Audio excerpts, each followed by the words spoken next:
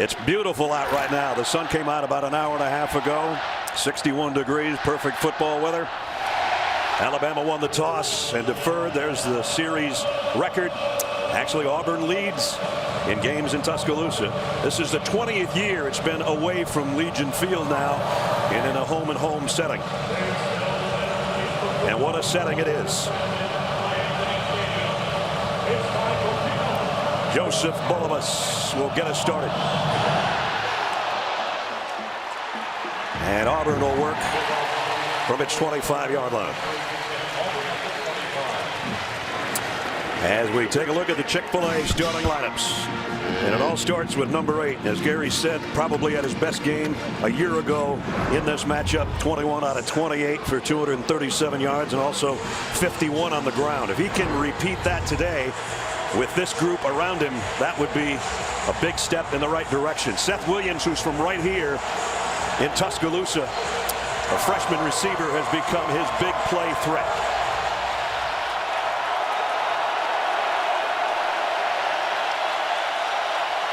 Chandler Cox in the backfield with Jatarvius Whitlow, but it's Stidham on a slant and in and out of the hands of the guy I just mentioned.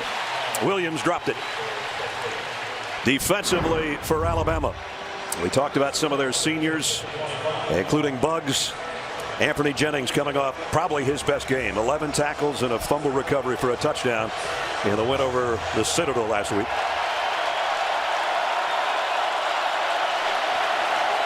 Second down and 10. Stidham fires back to the same spot, in and out of the hands that time of Ryan Davis. Oh, come on. If you're the quarterback, everybody's talking to you about can you play as well as last year, and you put 2 strikes on your teammates and they drop them both. Guys, I'm ready. Are you? Yeah, exactly. Right? Ryan Davis, all-time leading receiver as far as number of catches in Auburn history, and that one hit him right in the hands. Third down at 10, and third down has not been good to Auburn this year compared to a season ago.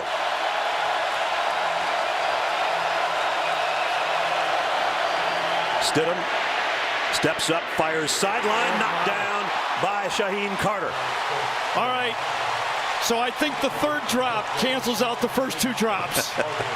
Because Jared is very fortunate that this wasn't a pick 6. There he is right there. Watch him undercut this throw, and I thought Shaheem had it all the way for a touchdown. Had to lay out there at the end, but I thought he was going to pick it off. He made a good deflection, but when it was in the air, I was like, uh-oh.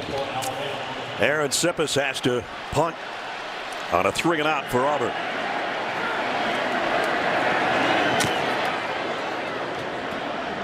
And overran, fair catch taken around the 25-yard line by Jalen Waddle. And so that brings out maybe the Heisman frontrunner, Tua Tagovailoa, who has been sensational this year. Single season school record with 3 more touchdowns last week. He moved into that number 1 spot. We had a late flag on the punt. Yeah, I think it's going to be taunting on the play.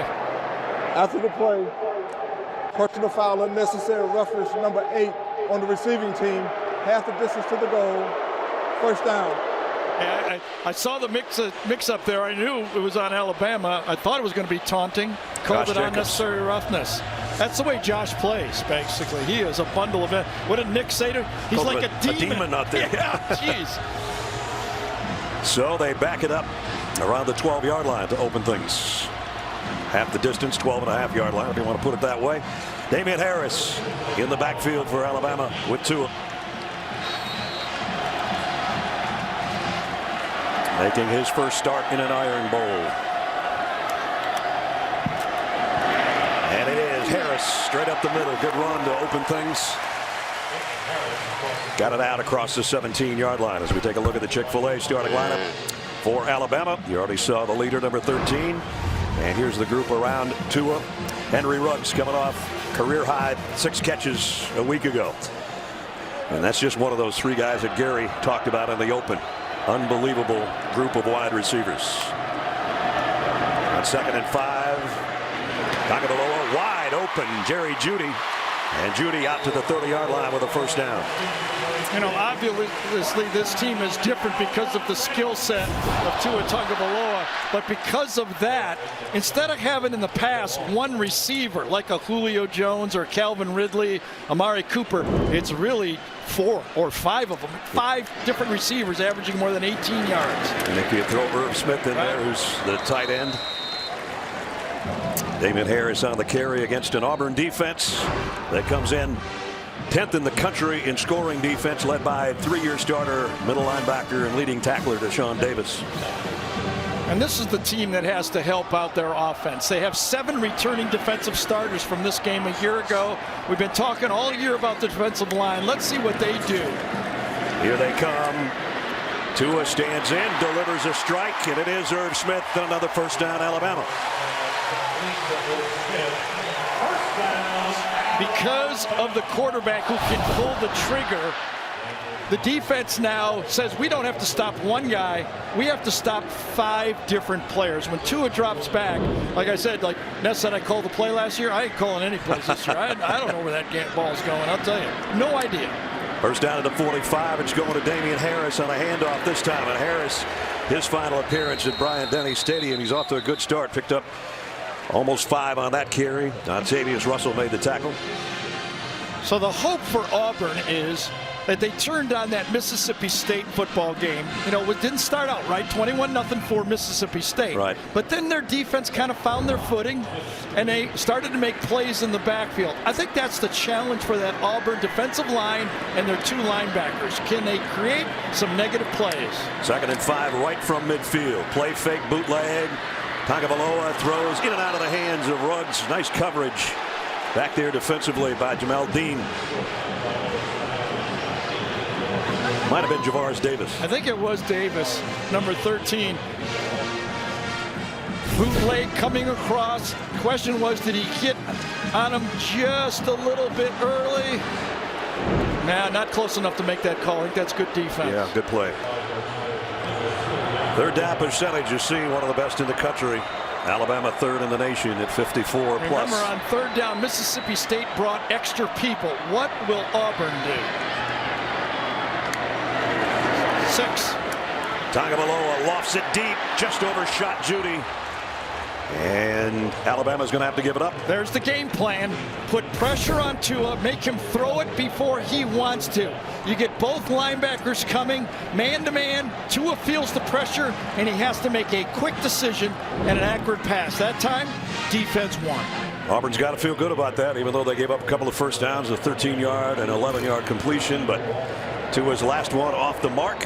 And so Mike Bernier will punt it away. Anytime you get a stop against this Alabama offense, no field goal, no touchdown, you consider it success. Absolutely. Wow, what a punt. Too far, I think. No, maybe not. It took a bounce backwards. Nice kick. Going to be around the 10-yard line, but I thought it was heading to the end zone. Just soggy enough where that ball didn't put. Just enough of a divot. Yep. If those helicopters would have been out here another 10 minutes, that goes into the end zone. From the Chick-fil-A pylon cam, ball coming right into your living room or wherever you might be watching. Auburn back on offense when we come back. Sports HQ, sports for the true fans. Gary will be along that after our game today. That's Malzahn. 2-1 versus number 1 Alabama as a head coach. His opening series for his offense was 3 and out, and Jarrett Stidham was 0 for 3, but he had 2 drop balls from the 12. And Christian Miller has got Whitlow all wrapped up. If you're playing on the edge of the Alabama defense, your job is to set the edge. You have to take on your man, handle him one-on-one, and then make sure that running back doesn't get outside of you. That's your job, and Christian Miller did it beautifully. And Tosh Lepore, the defensive coordinator, told us yesterday he used to just be an edge kind of rush guy. Now he knows how to set that edge. So before he was a pass rush specialist. Right. He got a yard. 2nd down and 9. Cam Martin in the backfield now with Jarrett Stidham.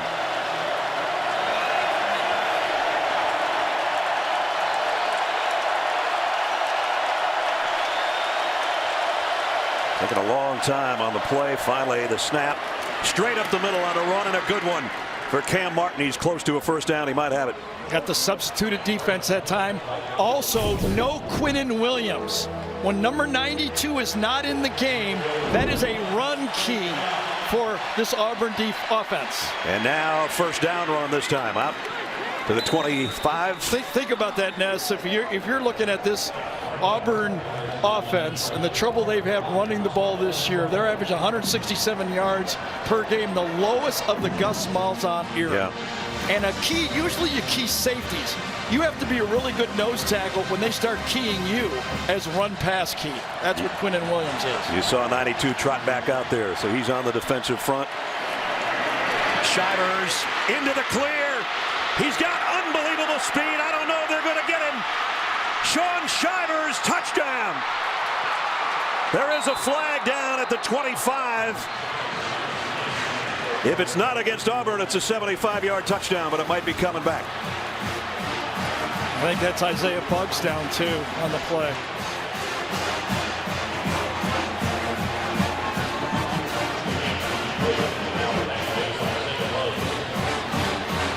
Here's a call. It is holding.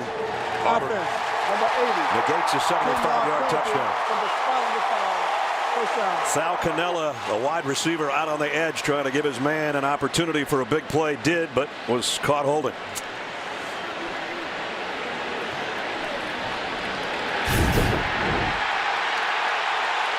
Cannella right there holding on Moses. He's got jersey. It's not a lot. Yeah, but he didn't pull it. Unless there's something on the other side of that jersey. I did not see a tug. I saw his hand on there, but I did not see a pull. Let's see it from this side. Yeah, you saw it better from this side. It was the front of the jersey that got the tug, and that slowed Moses down as you see Isaiah Buggs going off the field. He's one of their leaders, one of the seniors. They're leading team in sacks. And hopefully he's going to be all right. Doesn't look too good right now, though.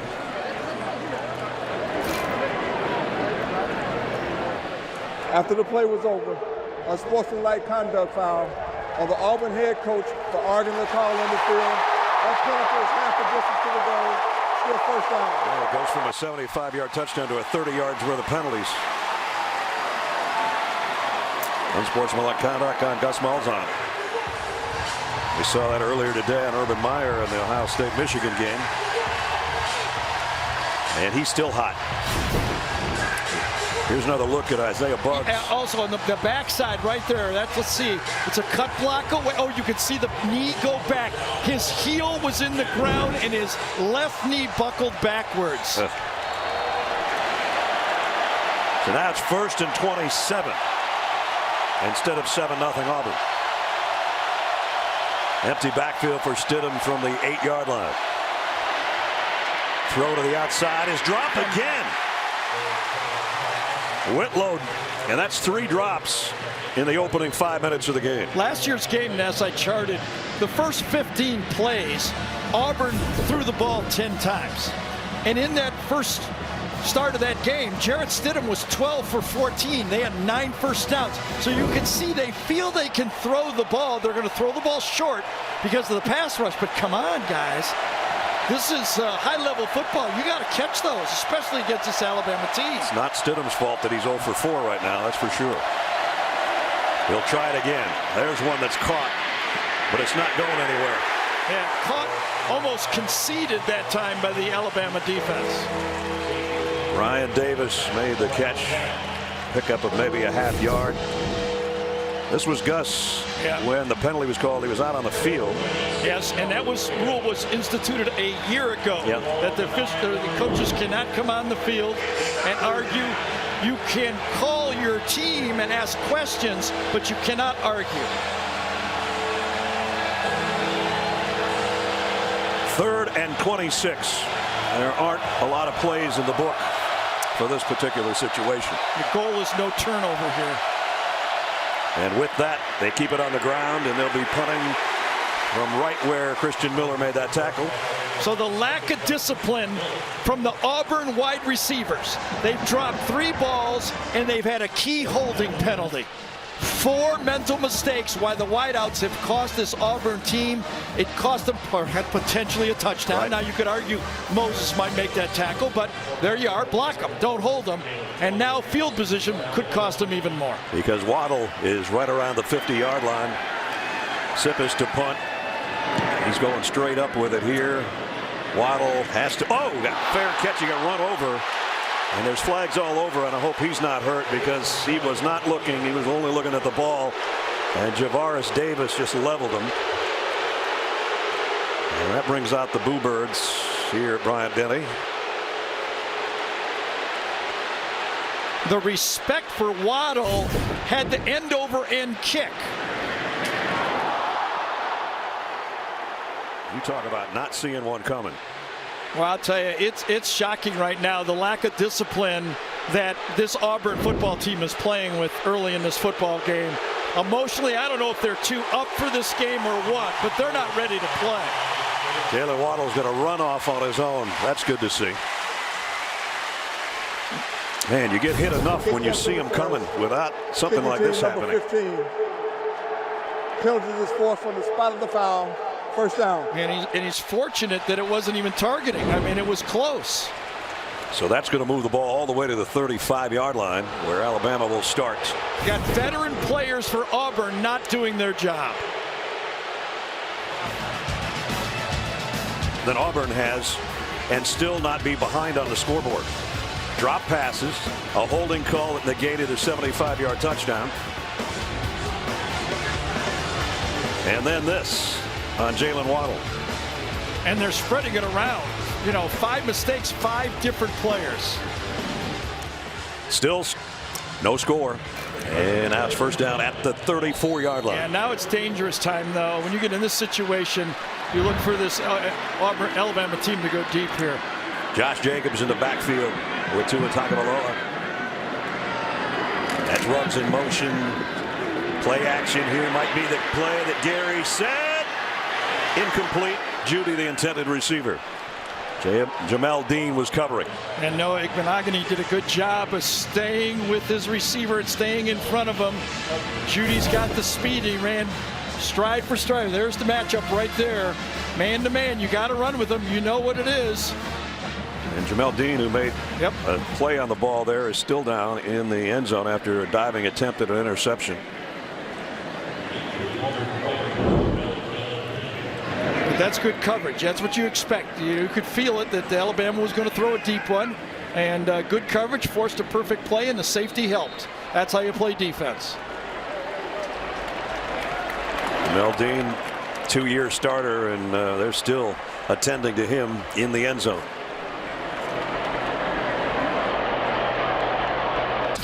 5 touchdown passes. He's broken Drew Brees' conference season record. 62-39 the score. It's the most points Michigan's ever allowed in regulation. Buckeyes going to be climbing the rankings, guys. Wow, did the West Virginia-Oklahoma game break out up there in Columbus? Yes. All the Big Ten and SEC people were saying, Big 12, you don't know how to play defense. Whoops. Exactly. I think it's going to be Josh Jacobs' time now, don't you think? He's in there. Second down at 10. And Tua's going to come the other way out in the flat. Ruggs, and he broke a tackle. First down inside the 15. Told you I couldn't call plays anymore against these guys.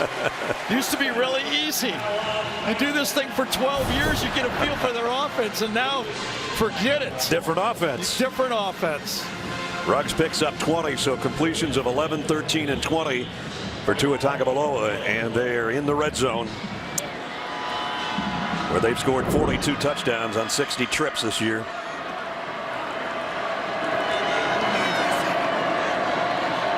From just inside the 14, here's a little jet sweep to Henry Ruggs.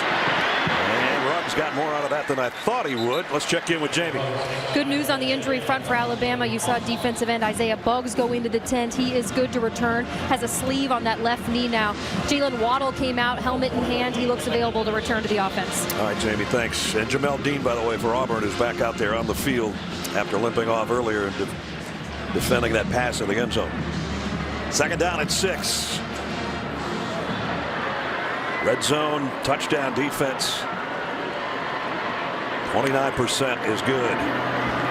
And Jacobs finally gets a call.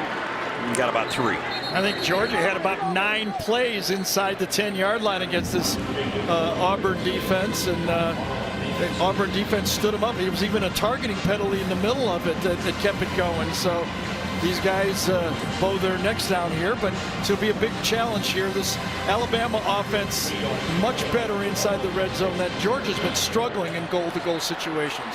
Georgia didn't struggle today against Georgia Tech. That sets up our matchup next week in Atlanta. 3rd and 3 to run all the way for Tua Tagovailoa. First down and touchdown.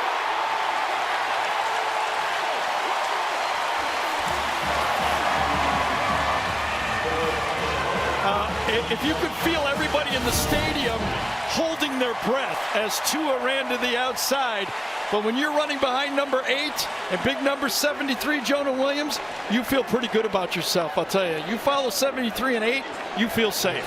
Tua's going to come right into the pylon can for the touchdown, his 5th rushing touchdown of the year. Well, they didn't have to go far because of the penalty on the punt return. But they're on the board first. Bulovas' extra point is good. 6:38 remaining, first quarter. 34-yard drive in 5 plays. That was play number 5, and touchdown on the ground number 5 for Tua Tagovailoa. 7-0 Tide. Sims and Jalen Hurts and Tua all have to thank RPO that Auburn used in 2013 for this new style of offense that Alabama runs. Igbenogany from the goal line. He found a little crease up the middle. More on Tua. Let's check in with Jamie. Well, he continues to impress in every facet of his game, Brad, especially on this touchdown run. He looks a little different to you today because he's not wearing that big knee brace that has labored him the last few weeks. Mike Loxley told us that he's as fresh as he's been. He really felt like that knee brace restricted him, and they can really get back to some of those power runs they were able to the first half of the season. Yeah, when we saw him a couple weeks ago in a touchdown celebration, he did a chest bump with one of his teammates and then came down and grabbed the knee brace as if to say the brace was hurting him more than the knee was. So it's a good time to have him completely healthy.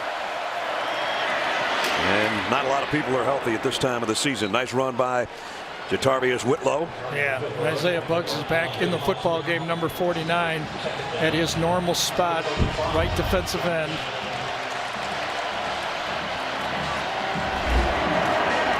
And that's going to be a first down. So they're getting a little bit on the ground right now, and they need that. Yeah, he's not doing well, though, and he's coming back out. He's giving it a try, but I don't think Buggs is going to be able to finish this thing out today. You know, ironically, the week before against Citadel, they were worried about the cut blocks on their defensive linemen, and that's what got him in this game, a cut block on the backside. Auburn first down at the 39. Whitlow again, little delay, and then he just powers his way for about 7. Redshirt freshman out of Lafayette, Alabama, getting warmed up. You know, we talked in the open about not having Kerryon Johnson, but also that Auburn offensive line was very young this year, replacing 4 seniors at the start of the year. It's going to be just a little bit short. The first down, bringing up a 3rd down. Alabama, a 7-0 lead on a short drive that took only 34 yards in 2 minutes. Auburn's made a lot of mistakes. It had a 75-yard touchdown run called back because of a hold. And now at the 5-minute mark of the first quarter, they've got a 3rd down and short, just on their side of midfield. That's Schwartz in motion.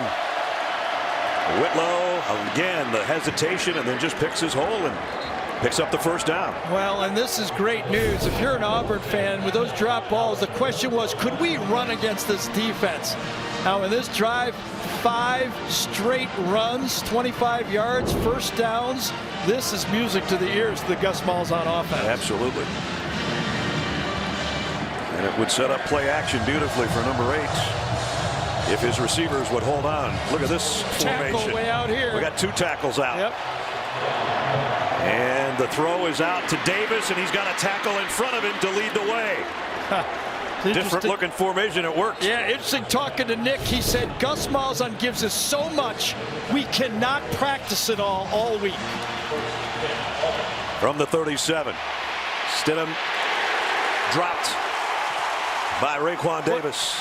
Was Jennings offside on the play? I thought Jennings, number 33, got a little bit of a head start on that one, but it was not called. He must have timed it out perfectly. I think Jared thought he was offside too. Yes, he looked at the referee like, what's that? Trying to go fast works sometimes, but when everybody's not on the same page, it produces negative plays, and that time it did. It was actually Brian Ray that made that play, not Raekwon Davis. They were all in the vicinity. Quinnen Williams as well. Second down at 13. Stidham had it swatted down at the line of scrimmage, and that was Jennings.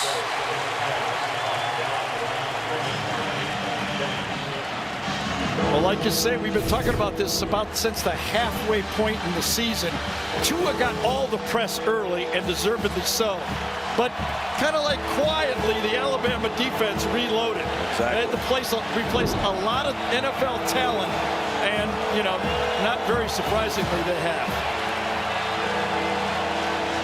Third down and long. You have to go at the corners. Alabama plays man-to-man on the outside, and you must challenge the outside of this defense. And that would be Savion Smith and Patrick Surtain. Third and long for Stidham.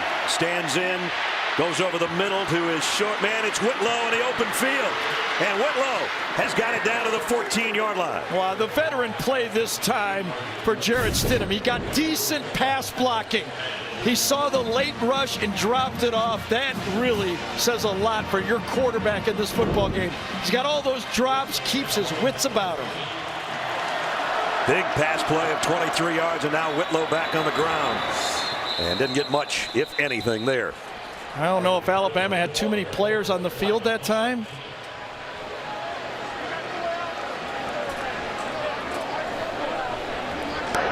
Substitution infraction. Defense, 12 in the formation. 5-yard penalty from the previous spot. First down. So we talk about the hurry up, and of course Gus brought this in. Substituted play. Alabama's bringing in players. You can see Nick trying to wave off one more guy. He knows it. He knows he's got too many, but doesn't get him out in time. So they walk off 5, a free 5, down to the 9-yard line. Oh, here goes Wildcat. Stidham's at the top of the screen. That's Schwartz in motion. He's going to get the carry. Blocker in front is Cox, and Schwartz is in for the touchdown.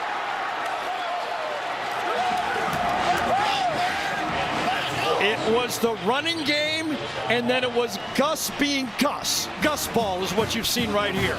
Give them different formations, run the ball just enough, and then the true freshman, the fastest guy in college football, Anthony Schwartz, gets the corner, and a beautiful block by Chandler Cox, the senior. Anders Carlson in for the point after.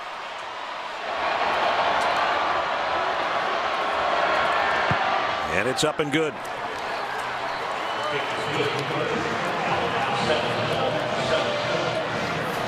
So that quieted the crowd at Bryant Denny. It fired up the Auburn coach. 73-yard drive in 10 plays. We're even at 7. Key play on that drive on a 3rd and 13. That 25-yard pass to Whitlow from Stidham. That kept the drive going. And then, as Gary said, Gus being Gus, a little trick play on the end around to Schwartz. And that's Schwartz's 4th rushing touchdown of the year. Yeah, and remember they had the 2 tackles out there, too, That's for the right. one play. Yeah. Carlson's kick goes out of bounds. That's not good. Out to the 35 it will come. Talking a little closer on that drive, the fastball offense also caught earlier Alabama with just 10 defenders on the field and then 12 later. So the hurry-up offense, it was effective in that drive. Very much Auburn football.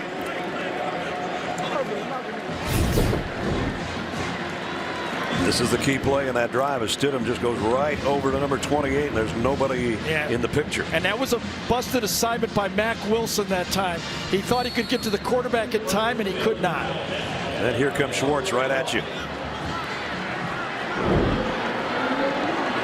Najee Harris in the lineup for the first time for Alabama. He'll get the call and dropped no gain. Tyrone Truesdell in on the stop.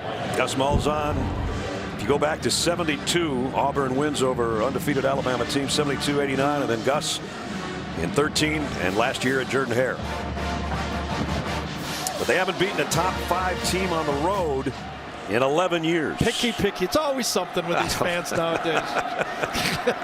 Second down and 10. Josh Jacobs in motion. Tagovailoa the throw, a short one to Devontae Smith up to the 40.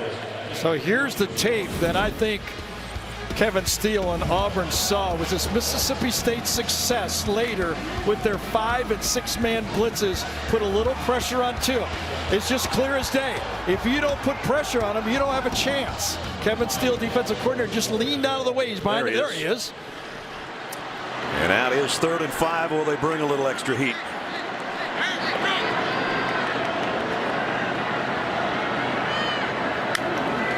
Nope. 3-man rush. Tagovailoa in trouble though, does his spin move, and now runs back up the middle, trying to get to the first down, got it, and then some, all the way to the 39-yard line. That knee looks pretty good. Yep. And those fakes look pretty good too. Marlon Davidson put pressure on him, but he evaded, and the scouting report on Tua is when he scrambles right up, straight. And that's exactly what he did there. If you're rushing Alabama, you have to do what they kind of call crush the can. You can't come around the edge. You got to crush that can and put pressure on them up the middle. And it's easy to say because I got to say, that works against every quarterback. 21-yard run to the 39. Jacobs in motion again. He looked that way and comes back to Najee Harris, who puts the brakes on and then got tripped up. That could have been a big play, but a nice job. Derek Brown stayed there along with Darrell Williams and tripped him up. Yeah, one of those veteran linebackers. 7 of these defenders started in this game a year ago. Number 49, Darrell Williams, smart player, comes back, just trips him up with one of those shoe dust tackles. Beautiful play by Williams. 2nd down and 8. Might be the final play of the quarter. Tagovailoa, RPO goes out to Jacobs. Jacobs driving. Wow, got to work to that first down marker, and he's really close. Thomas and Atkinson trying to keep him from moving the chains, and we got a flag down.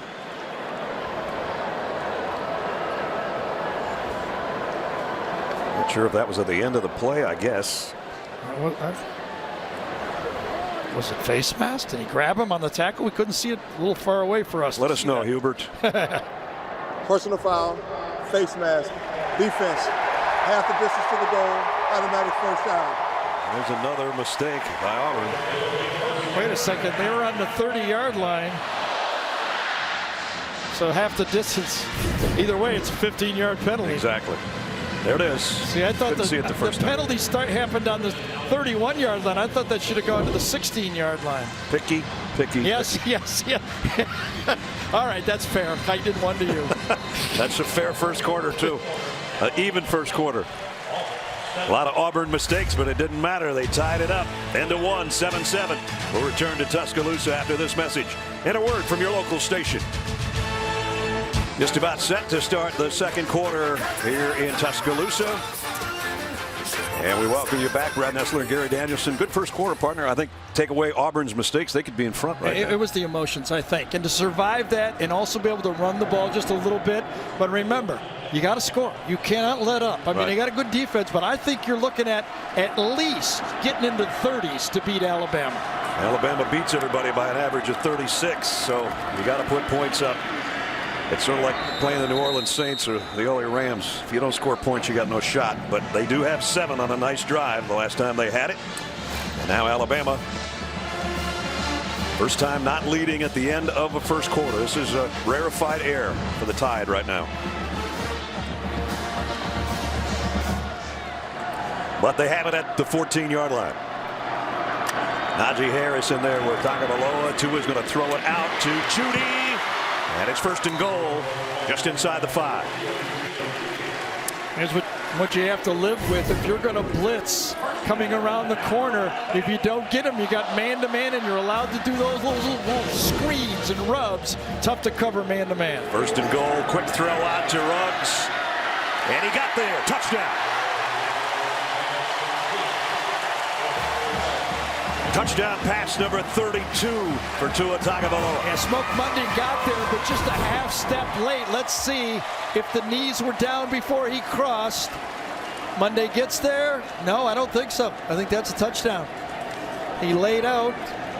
Pilano gave us a great look. He kept his balance just enough to do that. He actually used Monday's body to stay above the grass. Ball just has to break the front part of the line. It doesn't have to cross. This isn't hockey. You don't have to go past the line. Just the front edge. Mac Jones to hold. Bullavis extra points is up and just inside the right upright. So after a nice drive by Auburn, Alabama answers. 65-yard drive in 8 plays. And Ruggs stretching it out to make it 14-7 Alabama.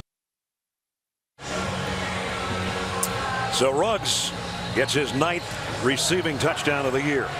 So for all of the blogs and everything that people like to freeze their cameras, he's over in midair right there. He pierces the line.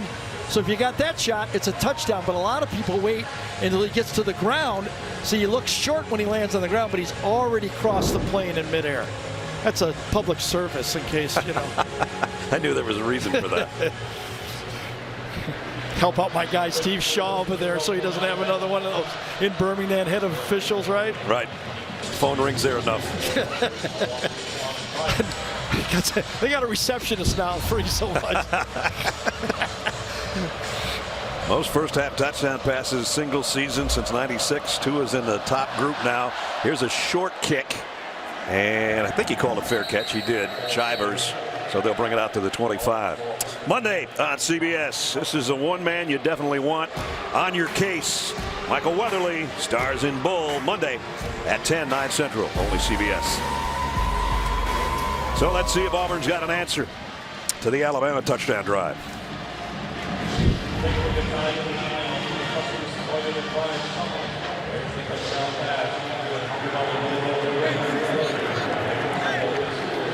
Total yardage 121 for Alabama.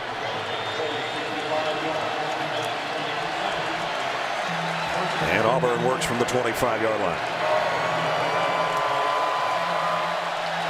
Chandler Cox in there. He's the motion man out of the backfield. They throw it out to Davis with Chandler Cox in front of him, but nobody got a block. And it's a loss. Xavier McKinney made the play.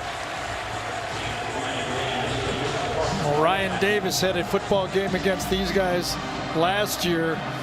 11 receptions against them. And he is basically a running back on the outside of the formation. They get the ball to him as many times as they can out there in space. They caught 11 balls a year ago for 139 yards in this matchup at Jordan Hare. 2nd and 12. Stidham has time and now running out of it, and he's going to get rid of this one. Got some late pressure from Ryan Ray. Most receptions by quarterback wide receiver duo, Stidham to Davis. Boy, remember the days Pat Sullivan on his way to a Heisman Trophy to Terry Beasley. Talk about passing some big time names in Auburn history. Historic names. Yeah. Terry Beasley was the Wes Welker of his day, right? Exactly. He could play in any era of professional football. 3rd down and 12. 4 wideouts for Stidham. Alabama thinking about bringing some extra pressure, and that's going to be 3rd and 17. I'll start. Offense, number 64. 5-yard penalty, 3rd down. Mike Horton, the right guard. Well, we have, Brad has talked about, Ness, that the trouble on 3rd down for this Auburn team in November. They're at just 25% coming into this game. But that's only half the story. It's been 3rd down and long. They've averaged over 7 yards on 3rd down, and this is what they've been looking at and why they have not been able to pick it up.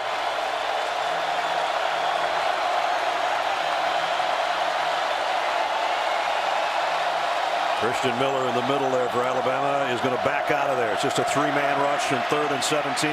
Stidham flushed out of the pocket again.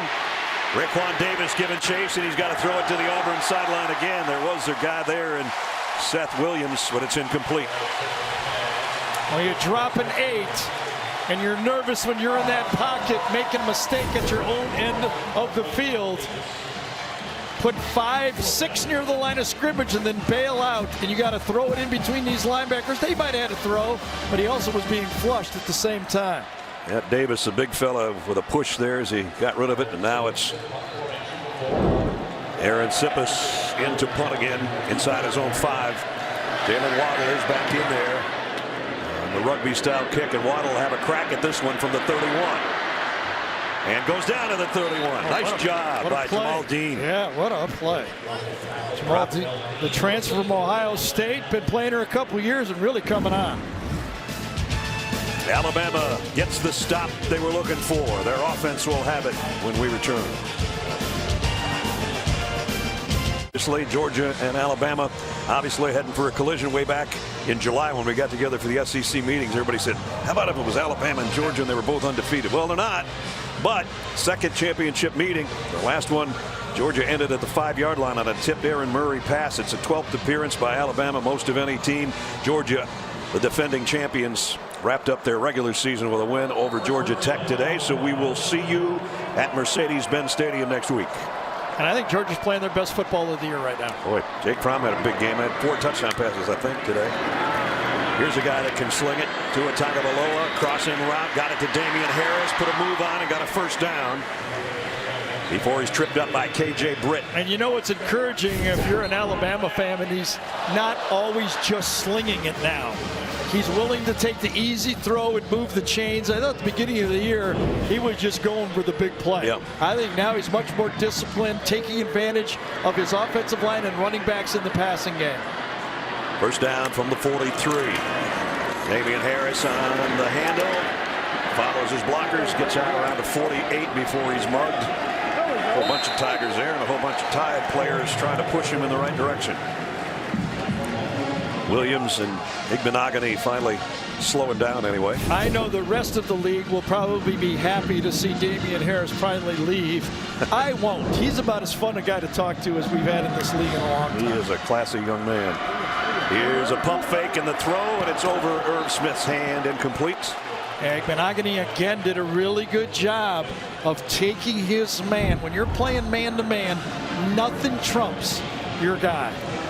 Greg McElroy next on the hit list for Tua, another 35-yard pass, and he's going to be in there. He might make it all the way to number 2 spot before the day's over. Yeah, we'll just have to wait and see. Just incredible to think back. Just a year ago at this time, he didn't even play him. Nope. Okay, and how different he is and how different Alabama is because of that. Jalen Hurts, great career here. And of course, all those transfer things will start being talked about Jalen soon. Josh Jacobs, little delay trap, and Jacobs first down. Whoa. There he is. A big hit to Igbenogany. Hello. He's very difficult not to give the ball early in the football game because he sets the tone. Now, personally, I think this is something college football has to look at. When the offensive player uses his head as a weapon, I don't know what the defender's supposed to do. It happened on Tua on the run, touchdown run. I really think the rules and the officials need to look at that for a safety reason. Now the phone calls just started in Birmingham again. Well, I didn't say call it there. It's not a penalty now. It's not a False start. Offense, number 70. 5-yard penalty. Alex Leatherwood, false start. Because of the way the running backs use their helmets, it forces the defensive backs to lower their helmets.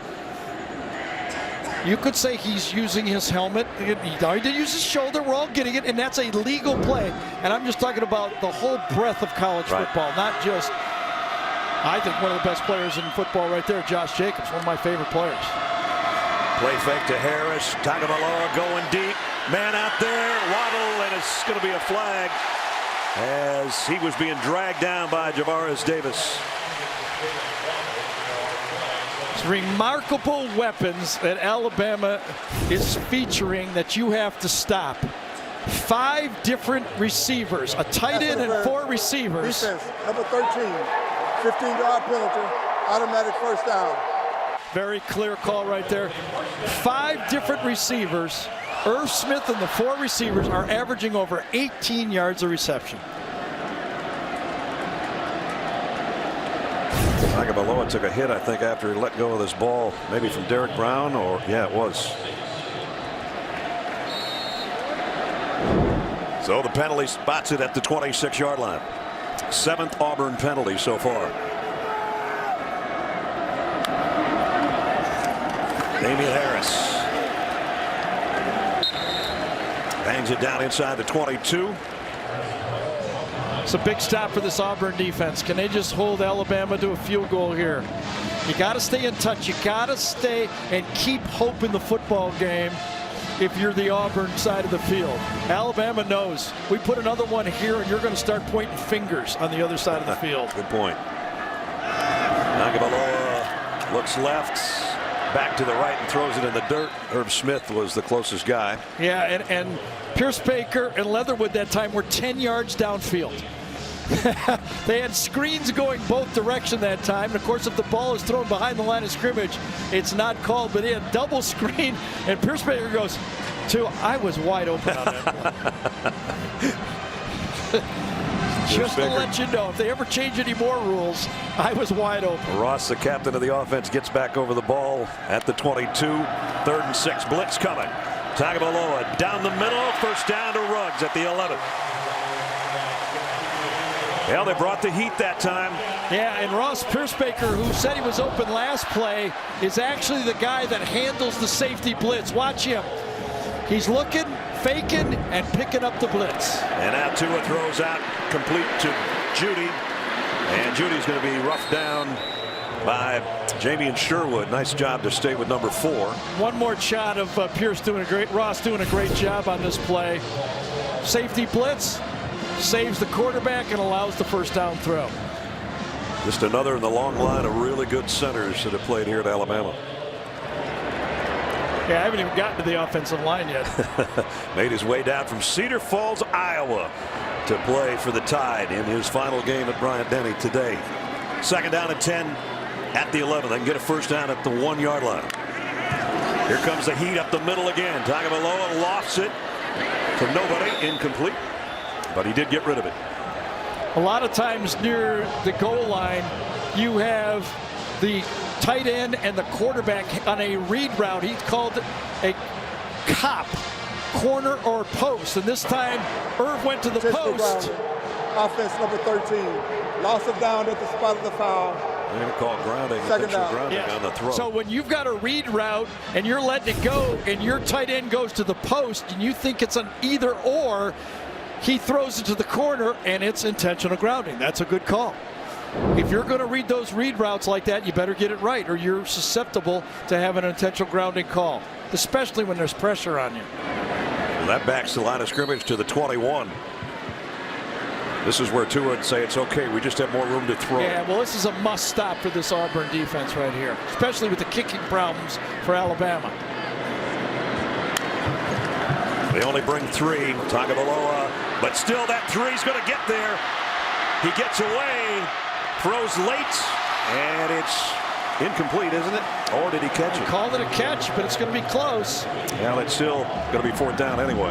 Yeah, but a lot closer. The getaway, as you thought it was a sack, we thought maybe it was a sack too because of the outside, but this makes it a much easier field goal. Let's take a look one more time. Yeah, I thought Derek Brown had him back there. I don't know if that's a catch or not. But well, I can't get any closer look, but they should look at it because it's a big difference in the field goal. And Bulovas is out there. And I think this is a good stoppage. Let's make sure on this. If you're the replay official, I want as many looks as I can right here. Previous play is under further review. Gerald Hodges, who was in the booth here for the game, is our replay official.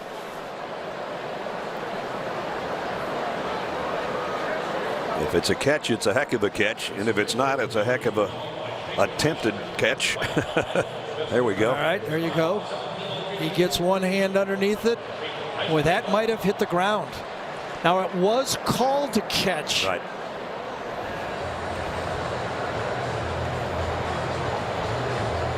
It looks like the back half of the ball touches the ground to me, and then he cradles it as he turns. Depends how aggressive this replay official is here, because it's called a catch. He could say, I don't have enough to overturn it, or I've seen enough. So they're talking it over. It would be about a 30-yard field goal attempt if the catch is confirmed. or unable to overturn it anyway. And it would make it easier for number 97, who you saw his numbers. Joseph Bulovas, 11 out of 15 on the year. I don't think it's definitive, but you could say I think he landed on it and pulled it in afterwards. It's a holiday season. What would you do, Ness, if you were in the replay booth? Well, when I called it live, I didn't think he caught it. I'll tell you what, I saw Ness go after a turkey leg just that aggressively. And it was his. They called it a catch, too. Here's the call. After review, the ruling on the field stands. It is a completed catch. 4th down. So it's a catch. It was definitely gray area. See if Joseph Bulovas can hit the field goal, which will be a 30-yard attempt. And remember, the word stands means they're not confirming. They're just saying there's nothing there to change the call. Yep. From the right hash mark, Mac Jones, the 3rd-string quarterback, to hold.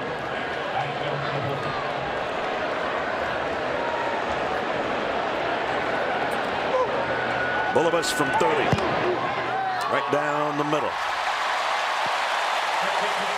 3 more for the Tide. Alabama gets a stop, but they're still down 10. They started out with 5 straight runs, and then that opened up the offense to go Gus ball. Kept them off balance with the 2 tackles, a little gimmick, and then they went wildcat, and the speed caught Alabama a little flat-footed. So that's really the formula. Can Auburn find the formula, I think, to keep Alabama off balance? It would be huge if they could answer that field goal with some points of their own right here, trailing by 10. Bulovas, who just hit the field goal, set to kick away. Igbenogany and Shivers await back at the 5-yard line for the Tigers. And they'll get a shot at it if they want one. Fair catch was called for, so they're bringing it out to the 25. Let's test your knowledge with today's Aflac trivia question, which Alabama quarterback has the best Heisman Trophy finish? A lot of people think that young man right there might be the front runner, but who had the best finish? And I know what's running through your mind. There's guys in the Hall of Fame. They go back, you know. Right. Might not be those guys. Probably not, right? Probably not, or we wouldn't be asking. That's the whole clue. trick of testing your knowledge. Stidham under center. Ryan Davis in motion on 1st down. Play fake. Wow, he had to get rid of that way before he wanted to. Nobody over there except Shanker, I guess, the tight end. Xavier McKinney was coming in to give Stidham the heat. Boy, you think you're going to play that would work, and you call a play and say, oh, wait a second, they're bringing their strong safety on 1st down. I did not think that would happen, but you can see Alabama's defense has gotten more aggressive, anticipating more of the gimmicks from the Auburn offense. See if they go back to Whitlow, who's done a pretty good job on the ground today. Again, Davis will go in motion over to the slot on the right side. Whitlow gets the carry. Got about 3. You know who's been quiet so far in this game is Q Williams. You know, I mean, when we talked to Gus Malzahn about moving the ball against Alabama, he started the conversation with number 92 and ended the conversation with number 92. He even ended it with Jamie today before the game in the interview with 92. He's been a disruptive force. There's no doubt about that. 3rd down and 7. And Bugs is back out there. That's good news for Alabama.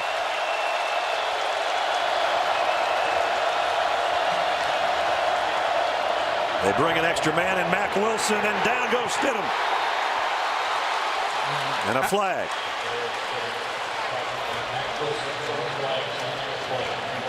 You're trying to get that quarterback, and did you get a hold of the face mask when you were trying to get the sack? Personal foul, face mask.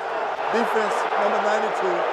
15 yards from the previous spot. Automatic 1st down. Well, now we got number 92 called for a reason he doesn't want to be called. He makes an inside move, gets inside, and reaches out right at the end of it and grabs the face. But good call. Left hand on the face mask. Didn't need to and didn't intend to. I don't think he was trying to, but Mac Wilson spun him around and the face mask appeared.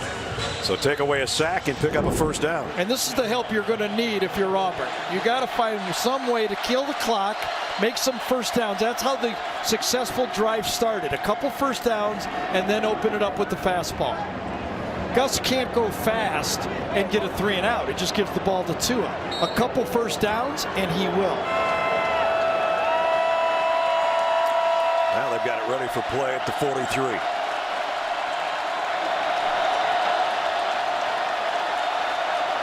It's Schwartz on the end around.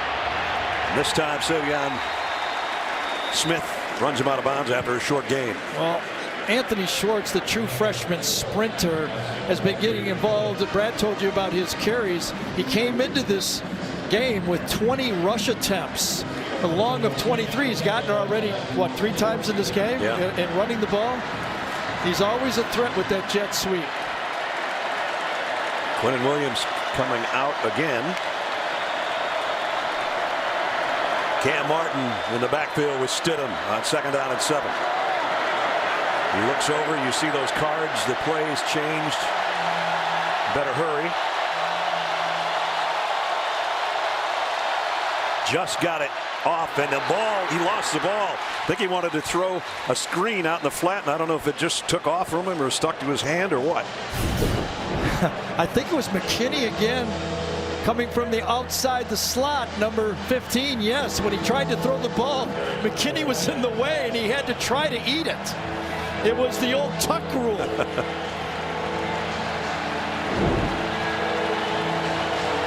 So 3rd down and 7.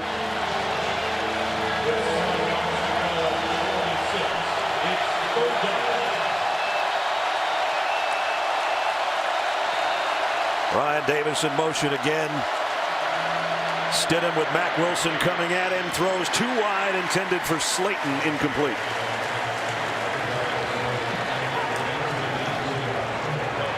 You could feel the pressure if you're the quarterback right up the middle. Q Williams puts Caleb Kim right on his back. You could feel him climbing your legs. He does not quite step in the throw, and it sails on him. You see Q Williams right there. We didn't mention his name until this series, and all of a sudden he's a part of everything in this series. 3 straight plays. Shippis, low snap, punt, high end over end kick. And they just let it go. It's going to be around the 15 or 16 yard line. So Alabama has got it back. Mack Wilson and the defense for the Tide does its job again. And it was who had the highest finish of any Alabama quarterback. A.J. McCarron in 2013. Yep.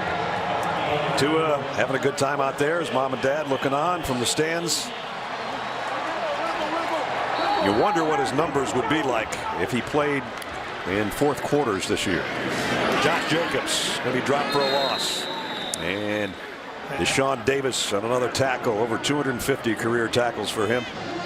I don't think Kevin Steele and Auburn can be upset with their defense. They're keeping the throws in front of him. You know, Tua's what he's got, just over 100 yards throwing the ball. He's 13 for 18 for 108. You know, nothing big has happened. Got that one out to Judy short of the 1st down. Not a lot of missed tackles. I mean, you know, you can't do much better with an offense than this. You just got to hope that your offense helps you out a little bit. As we approach the 6-minute mark, 3rd down coming up for Alabama again, 3rd and 3.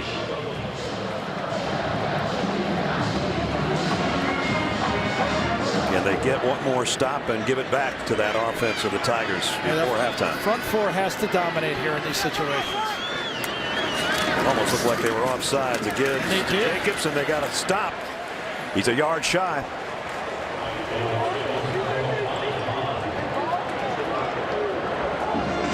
Miller, number 8, one of the rotated players in there, comes off the block and makes the tackle. Takes on Deontay Brown, stays alive, and makes the play. They did their job again. Yeah. Deontay Brown has been knocking people into the secondary, but that time Miller does a nice job. Bernier to punt. Ryan Davis back for Auburn around the 35 on the other end.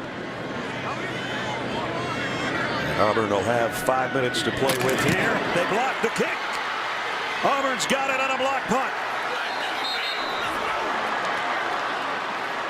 think it was Smoke Monday, maybe. At any rate, there's the big play they needed. Yeah, if you're going to beat Alabama, you've got to beat them a little bit in every area. You just can't beat them on defense or offense. You got to win special teams. And this time, wide open, just turned over Smoke Monday. Going against that three-man protector, they opened up a hole for him to run right in there. He smoked him. He did. Now can Auburn take advantage at the 23? Sugar huddle. They'll break fast and snap it fast. Empty backfield. And again, Stidham wanted to go out in the flat. He lobs it out there to Schwartz, who got leveled. Offensive lineman Wanogo got out there and caught it. But again, the play was blown up. They thought they had something working on the outside. Oh, what a tackle that time by Smith. And Wanogo was standing out there because he's not eligible. He couldn't do anything. He was just supposed to be a blocker. Exactly. Nice catch, though. It was. Tago Wanogo says, I'm out here and I'm open, but I'm not eligible. So throw it to somebody else. Second down to 10.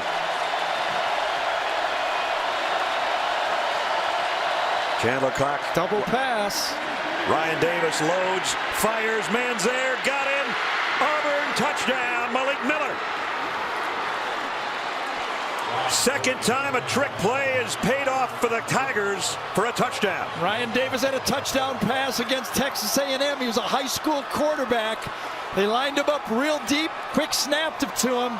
You could see it in the pre-snap that he was very deep to ensure the lateral right here.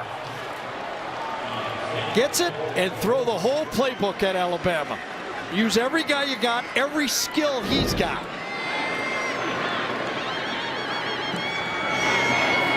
Extra point is good. Well, Gus had the jump pass last year. Yep. And now the throwback wide receiver pass this year. How about Ryan Davis's numbers this year? 2 for 2 passing, 43 yards and 2 touchdowns, including that one, 17-14 tie. And they make it a 3-point game, 17-14. Alabama will get the ball back. Kicking game in this game has always been part of it, right? No kidding. And this one will bring Alabama's offense out to the 25. Some big plays in that last sequence. First of all, you got to get a stop to force a punt, and there it was by the Auburn defense. Yeah, that was the interesting one. They took the ball out of Tua's hands, but it was stopped. And then Smoke Monday, not very good protection with the 3-man front. And then, of course, Gus is Gus. I'm going to give you the whole play package. If I'm going to move the ball, you're going to have to defend everybody and everybody's skill that he has. And one of the skills Ryan Davis has, he can throw. High school quarterback. Yep. I mentioned 2 for 2 for 2 touchdowns. That's pretty good. Yes, it is. His quarterback rating will be as good as Tua's pretty soon. 4-minute mark from the 25. Speaking of which, Tua Tagovailoa with plenty of time, deep, and overshot his intended receiver, Henry Ruggs. Jamel Dean was covering. Well, I like what Kevin Steele, the defensive coordinator, is doing here. They're not getting really complicated in their coverage. They're making sure everybody's got a man, okay? If they beat us, let's make them beat us because they ran a good route and a good throw, not because we didn't know who to cover. Right. And in this game so far, Auburn has picked out the right guys, and they've gone man-to-man and said, go ahead, Tua. If you can complete it, do it. But we ain't going to give you any, at least so far. Najee Harris behind Tua Tagovailoa gets a carry and only got about a yard. That's it. Kevin Steele knows all about this rivalry from whatever direction you want to look. Defensive coordinator, former defensive coordinator at Alabama, and now the defensive coordinator for the Auburn Tigers. So he's got a good record in both cases, or he's got a record in both cases, I should say. Got their fast pass rushers in. T.J. Moultrie's in at the bottom, number 55 right here, coming off the edge. Again, they look like they're offside. Just got their hand back again. 3rd down and 9. Here they come. Tagovailoa gets away, and he's going to run or try to get there. And won't. No, he's not. He's short. Yard short. Bringing extra players, 3rd and long. They're just conceding that he's too good to let stand in the pocket. Good pass rush by Moulton that time. Number 55 flushes him. Igbenogany runs him down, and a little bit too close, but not a first down. Did he get his face mask? Yes. Yes, he did.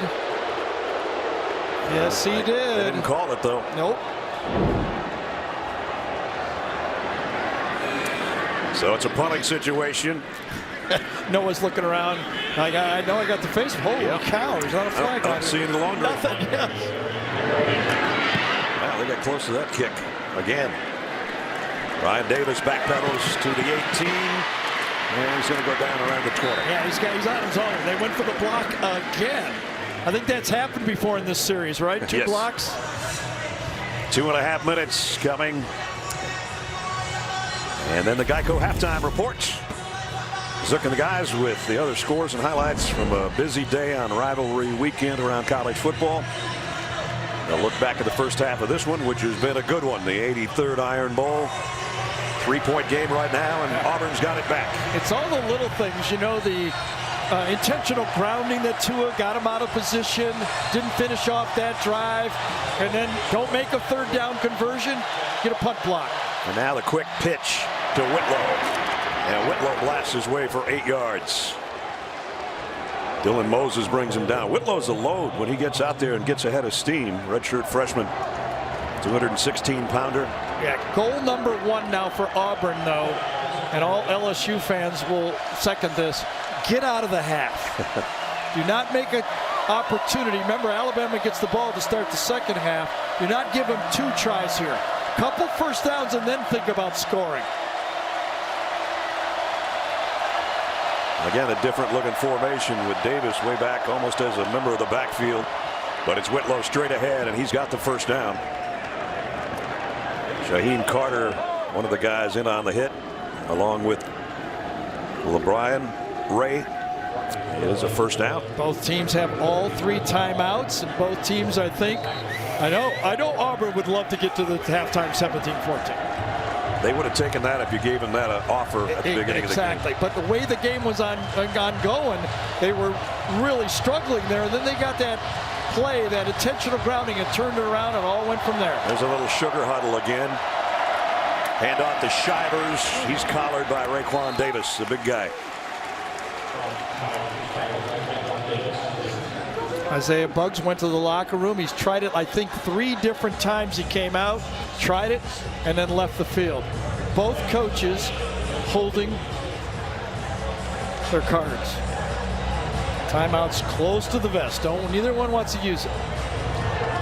Jamie just told us that Buggs went through 3 different knee braces trying to get right. Quinnen Williams comes out. Tua's got one he could try on if he wants to. 2nd and 8. 45 seconds left in the half. They'll keep it on the ground. Whitlow, Raekwon Davis again on the stop. Anybody going to call timeout? Maybe both teams are going to be happy enough to go to the locker It's room. 3rd down. You know, Alabama could block a punt here. No. Clock running. Going to play it safe. I don't know why Auburn would snap it. Nope. Nick, they were talking to Nick. You want a timeout? You want a timeout? He said no. Let it go, I think is what he And said. I don't think Auburn will snap the ball.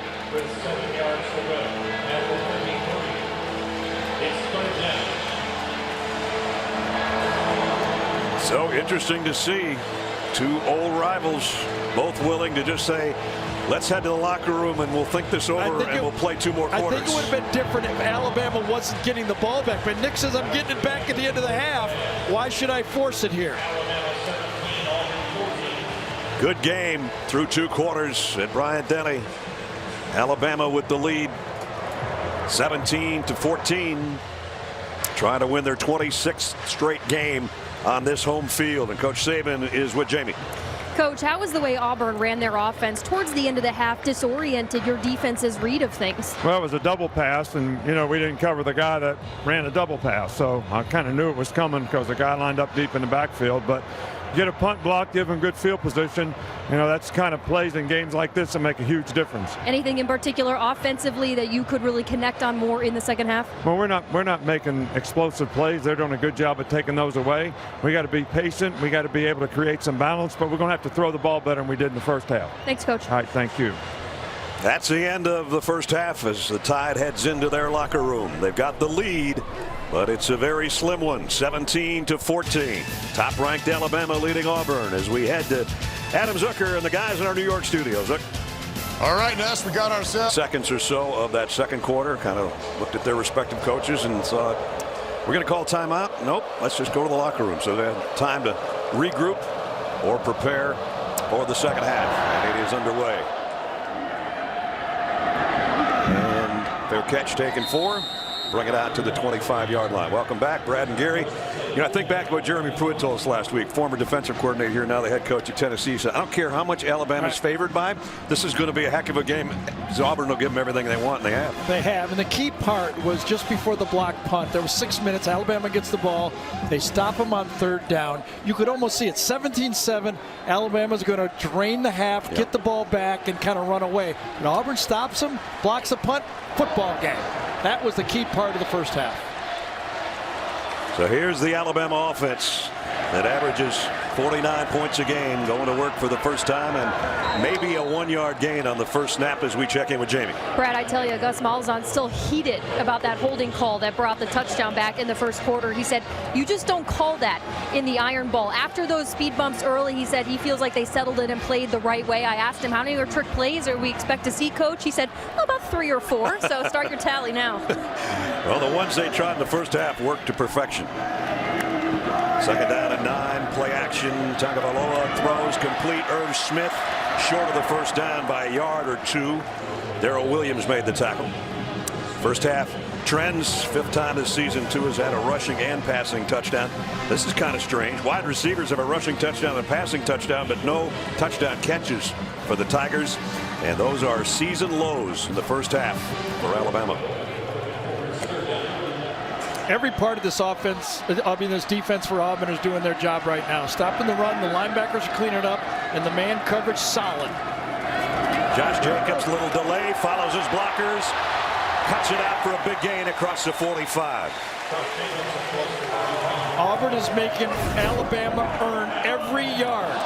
They're going to run it. They're going to make first downs, run right at Jonah Williams. Good block on the edge, but not the huge play. Line up. They're good, too. They made a good play. Auburn, just keep your wits about you. Try to find a negative play. That's what Nick said to Jamie going in the locker room. We're not getting explosive plays. They're looking for one here. They got the pass to Irv Smith, and he'll be brought down after a pickup of about 8. Javaris Davis held his ground out there to make the tackle. So if you're Alabama, you got to look at it the other side of the coin. This is a solid defense. 5 or 6 NFL players there. They're tackling in space very well. How patient can we be? Let's make first downs and take what they give us. Already in Tiger territory. Here comes a blitz. Tagovailoa going long. Judy's got it. Touchdown. There's the explosive play.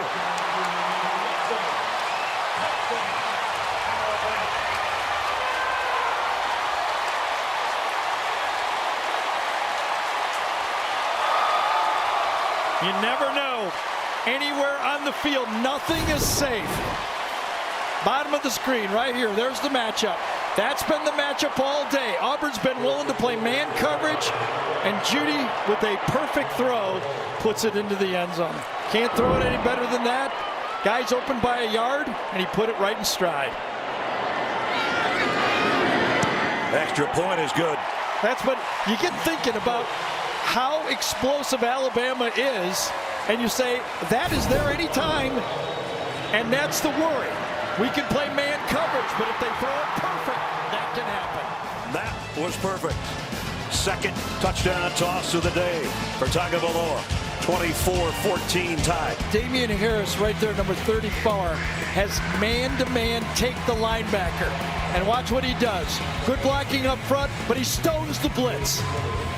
That allows Tua to step into the throw, and put it on the money. You put it in that face, you get that linebacker closer to you, you might not be as accurate. You want to do something smart, it's not just running the ball, it's take on those linebackers to throw the ball. Smart to throw it to that guy, too. That's his 11th touchdown catch. That's a given. You got it.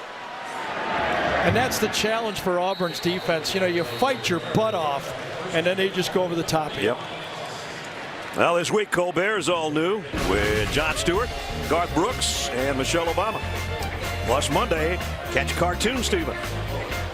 All this week on CBS. Brad Nessler, Gary Danielson, Jamie Erdahl, and our CBS crew. 24-14. Jerry Jeudy, one of the most prolific pass catchers now in Alabama history. Amari Cooper at 16. He's got 11. Amari's doing okay now for the Cowboys as well. Yes, he is. Play action. Stidham throws on the run across the middle high, but could have been caught, I think, by Darius Slayton. Incomplete. Yeah, Slayton is one of those guys this year that has never really gotten off to get the type of deep threat he was a year ago. Last year he averaged 22 yards of reception. This year he's down to about 15, and it seems to be that's been the story all year. Inches away and a few drop balls when they're there. Jarrett Stidham having a tough day. Remember, he had a lot of drop passes early in the first quarter. Whitlow maybe got 2. Dylan Moses in on the tackle. Dylan made the finalist list for the Butkus Award. Should be handed out in a week and a half or so. I think Nick went in at halftime and said, we're okay. Citadel had us 10-10. Yeah. 17-14 feels good for us. And there's Jarrett Stidham, only 5 of 16. And Tua Tagovailoa being Tua Tagovailoa. Yes, he is. 3rd down and 8. Some shifting on that defensive front for Alabama. Now they settle in. And here they come, including Mack Wilson. Stidham crossing route to Schwartz, but it's short of the first down. And Alabama brought 6 rushers that time, picked up beautifully, but you complete the ball short of the first down. If you're going to throw the ball and pick it up and keep it clean like that, you would love your receiver to just take it down there another yard for a first down. Now, you know, that's what you have. You run those true freshman players, they make little mistakes that end up costing you. Another freshman awaiting this punt, Jalen Waddle. Fair catch. And gets this one cleanly without getting hit at the 31-yard line. 11:23 to go, 3rd quarter. Alabama with the ball and a 10-point lead when we come back. Nighttime setting in Tuscaloosa. Our aerial coverage sponsored by State Farm. Here to help life go right. We've had hot days, we've had cold days. This is a perfect day for football for us. We're usually complaining that it's too hot or too cold in the booth. I'm just about right today. And Tua Tagovailoa, look at the group that he continues to move up on. Impressive numbers for a guy that didn't start last year and came in the second half of the national championship game against Georgia and has flourished ever since that touchdown pass in overtime. On the RPO, the quick throw out complete. Let's check in with Jamie. He's got impressive numbers tonight, and he's an impressive athlete. Tua told us that he's completely right-hand dominant. He writes with his right hand, kicks a soccer ball right-handed. He bat right-handed when he played baseball, but he said the sport was too boring for him. Even until the age of 4, he threw this football with his right hand until his dad said, no, son, you're going to throw left-handed. And thus, Tua Tagovailoa, the left-handed Heisman candidate, was born as a quarterback. I'm really glad you caught that. Me too. That was impressive. It was Jacobs' middle screen out to the 50. Since Auburn dropped the first 4 passes, Jamie's doing pretty well. She could have been their leading receiver in the first quarter. Again, if you don't put pressure on Tua, he's going to just pick you apart. Throwing to the running backs, tight ends, wide receivers. He's proved he's patient, proved he can throw deep. You got to be able to put some pressure on him and up the middle. Remember, he's thrown 1 pass in the 4th quarter this year, and it was a completion. And as I mentioned earlier, what would his numbers be if he had to play entire games? That's got to be a face mask somewhere in there. Najee Harris head turned completely around, or his helmet did. And then he's straightening out the headgear.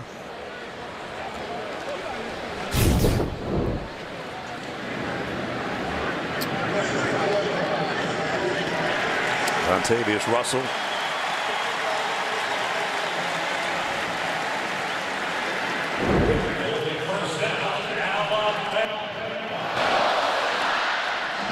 That moves it down to the 33-yard line. So this Auburn defense or football team gets into that danger zone again. It was right there at the end of the half. It was 17-7. They made the plays to get it and keep it alive. Now they're going to have to make another play here, or they're going to lose hope.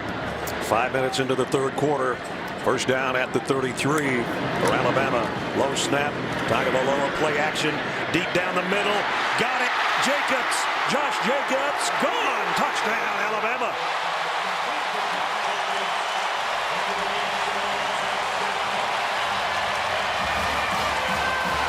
And he handled the low snap. He had to take his eyes off the defense to pick the ball up. And yes, that's what it's like when you got a quarterback like this. Jacobs right there in the backfield, comes out, doesn't run an option route. He just goes straight down the field. The two defenders are standing there waiting him to go right or left. He goes long. How about how he located that? Had his head one way, turned it all the way around. I'm telling you, he's a great football player.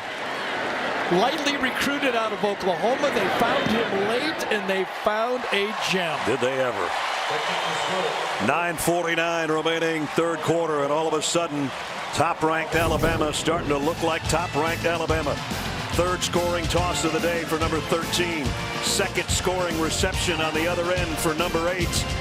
31-14 tied. Future by donating $1,000 to Auburn and Alabama's General Scholarship Fund. Alabama has had 9 plays in this early part of the third quarter that have totaled 144 yards and 2 touchdowns. Yeah, and at halftime, Auburn goes in there and says, okay, we're doing exactly the plan. Just keep the guy in front of you, make the tackle, make him go the long way, and all of a sudden, the excellence at quarterback puts 2 passes right in stride to break the defense. This kick will be returned from the 1. Igbenogany stumbled a little bit. Ooh, really got stood up at the 21-yard line by Xavier McKinney.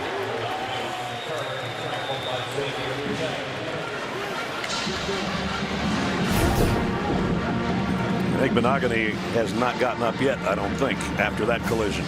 He got slowed down, and then once you lose your momentum, you're standing there and we're sitting duck on the play. Now he's okay, trotting off.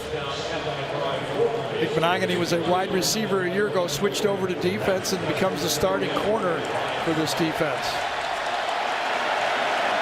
Auburn's got to have some offense starting right now. Whitlow ran right up the back of Caleb Kim as center. That couldn't have felt that great. And they also, I mean, you're looking at this, what Alabama's done to you so far in the second half. You go, we also got to have a couple first downs. Our defense gassed out here. Right. It's hard to go fast. Now, Auburn loves to go fast, and they may be their best at it. But how do you go fast until you get a first down? Now the shifting going on again. Tight end moves. Slayton moves Davis to the top of the screen. And Stidham to throw. It has plenty of time. Airing it long. Tipped, and incomplete. Darius Slayton just couldn't quite find the handle. Shaheem Carter and Deontay Thompson also down there trying to grab it. Got out just a little out of the range for Jarrett Stidham's pass. Tipped by Carter first. Tried to tip it back to himself. Slayton did, but Carter stayed with it and pushed Slayton out of the way. Good job of concentrating and finishing the play by Shaheem Carter right there. And now it's third down and 6. Yeah, and here's the problem. A 3 and out here puts your defense out there and they're gassed. Can they get the first down? A crossing route again, but Davis is short again, and he is leveled, and I hope he's okay.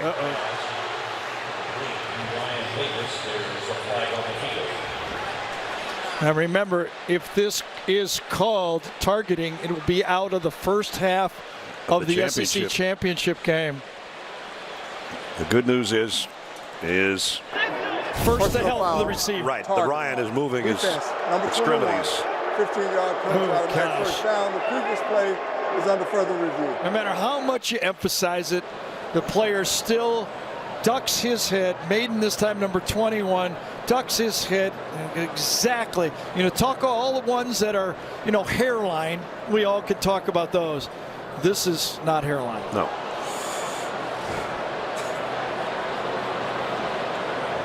Ryan Davis, again, the career leader in catches for Auburn. And Savion Smith right away knew that Davis was hurt and started holding him and actually pointing him to the doctors to come out there. He could feel the hit and saw, probably looking in his eyes. The ruling on the field is confirmed. Number 21 is disqualified. But Jared Maiden, is gone for this game and the first half of next week's matchup with Georgia. Yeah, he's basically been their dime safety coming into the game. And the concern now is obviously with Ryan Davis, who's been such a big part of this Auburn team, a senior out of St. Petersburg, Florida, one of the captains, threw a touchdown pass earlier today. And his teammates around him as we'll take a break. All of Ryan Davis' offensive teammates were on a knee surrounding him, holding hands, and now they just have seen him get up. And everybody here at Bryant-Denny Stadium, I think, reflects what those ladies in the crowd were thinking. Thank goodness. It's a shocking play for everybody on the field and obviously in the stands. But Savion Smith, by the way, saw that right away. And boy. He was the one that just hugged him, too. He did. Yep. So Ryan's day will be done.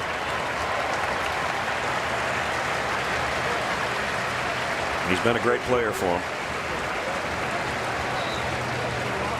Well, that's a win. Yep. No kidding. Meanwhile, it's going to be a first down after the targeting foul moves it to the 44-yard line for the Tigers.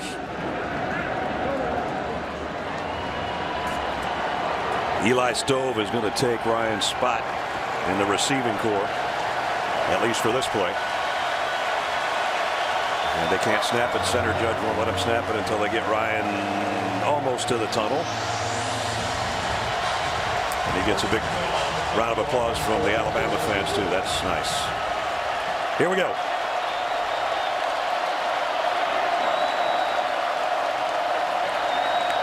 Schwartz, they fake it to him, give it to Whitlow, trying to cut outside. Three Tide players waiting for him.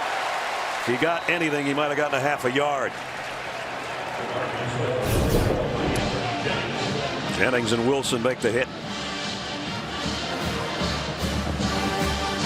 They didn't buy any of that misdirection, did they? Just looking a little closer with Savion Smith and Ryan Davis. Smith is from Tampa and Davis from St. Pete. I bet they competed against each other and know each other very well. The great concern by an opponent there. Stidham, quick throw to midfield, is in and out of the hands of Slayton. And again, that's the second time Darius Slayton just can't quite hold on to one of those. Yeah, the receivers for Auburn have not helped out this offense at all.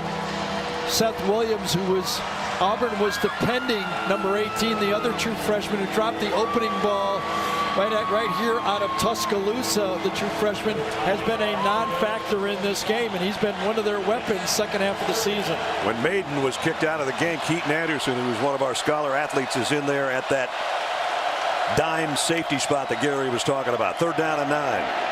Throw is complete, and Slayton on a knee to make the catch. And there's a flag down in the backfield. Might have been roughing on Stidham. Yep. Well, nobody covered Slayton that time. A little closer throw because Alabama busted on the play. A little bit farther, and it's a touchdown. The passer was targeting. Shaheem Carter with the late hit. 15-yard penalty. The previous play is under further review. Well, that could be another player. Remember, these carry over to the next game. And that was a total bust by Alabama. It should have been a touchdown, and I think Coach Saban saw the bust. No one covers Slayton at all on the play, and then they get a targeting. Well, he had his hands in front of him.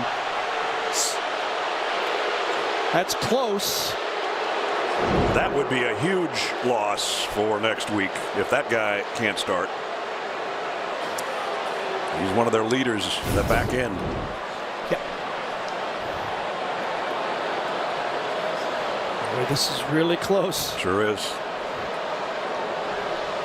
After review, the ruling is that number 5 did not commit a targeting foul.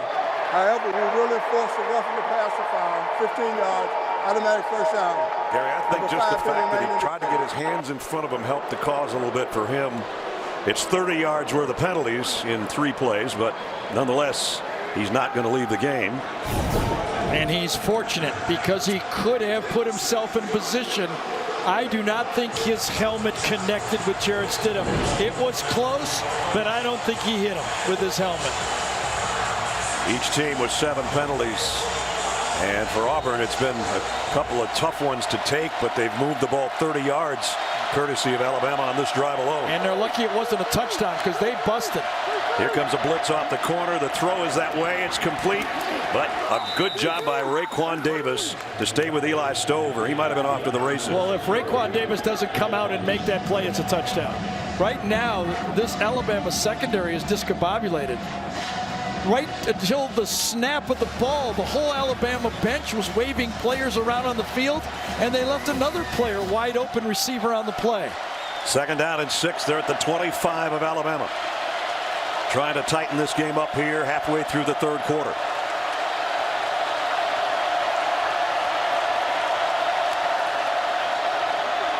Stidham on the run. The throw is low, but it is incomplete.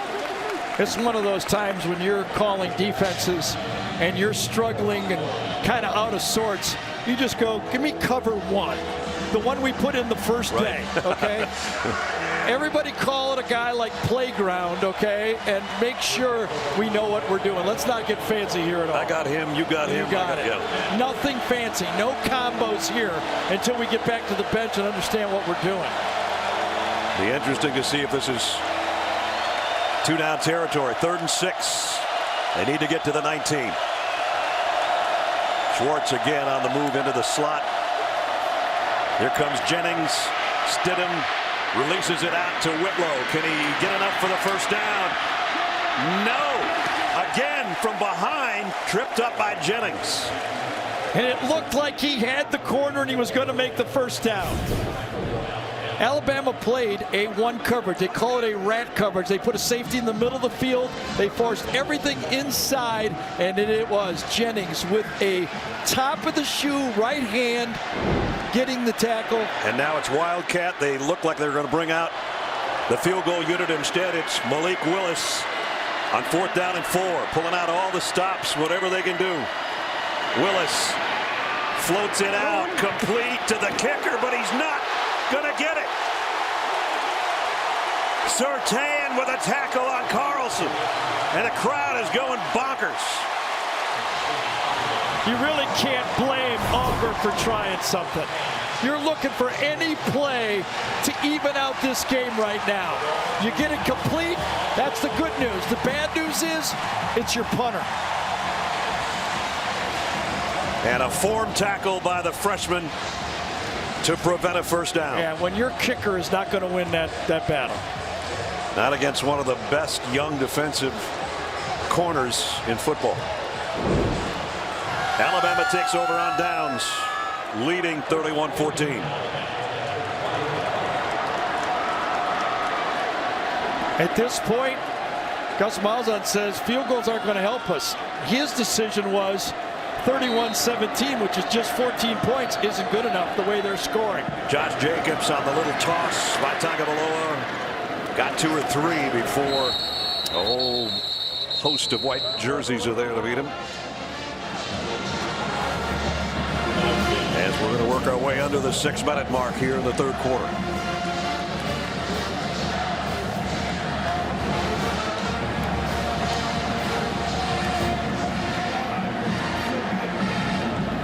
Now Jacobs out as a wide receiver to the top of your screen. Damian Harris in the backfield. And Jacobs on the move again. They fake it to him and give it to Harris. And Damian got out across the 25. And KJ Britt was in for Deshaun Davis, who limped out after the last play, their leading tackler, and Britt makes the play on that one. Well, if Auburn ever needed a stop, right here would be good. Well, especially after you passed up the field goal, you know, to make it a 14-point game. It was close, but it didn't make it. Both teams with an equal number of snaps on offense. But Alabama's made theirs count. Tagovailoa, high and incomplete, intended for Ruggs. Nice job by Jeremiah Dinson in the secondary for Auburn, rather. Yeah, he didn't really step into this throw. He had Ruggs coming right across the field, just threw the ball high, not a chance. And you know, when you're playing man-to-man coverage, again, I mean, the whole game, that's been the game plan. Play man. If he makes the great throw, so be it. Well, Bernier to punt, and it's going to be Christian Tutt back there. That would have been Ryan Davis, remember, as a punt returner. Tutt, a true freshman. Came after it again. And on the return, he got about 4 yards. Pretty good field position at the 40-yard line as we check in with Jamie on Ryan Davis. Well, we saw him take that severe hit during that last series, walk off on his own power. He will stay at the stadium, Brad. The injury is not such that he has to be taken to a local medical center. So good news, at least with that he's able to stay here and in the locker room. That's great. Thanks, Jamie. And Ryan, if you're watching the game in the locker room, wish you the best. I'm glad you're okay. Well, he pulled his weight a year ago in this football game, and he has so far with the touchdown pass in this game as well. Yep. Stidham and company from the 40. What do they got? I don't know if they have anything, but continue to try to throw it to the receivers that have been dropping them. I don't know what they haven't used so far. Exactly. This has worked okay. Whitlow for 3. And Keaton Anderson in on the tackle.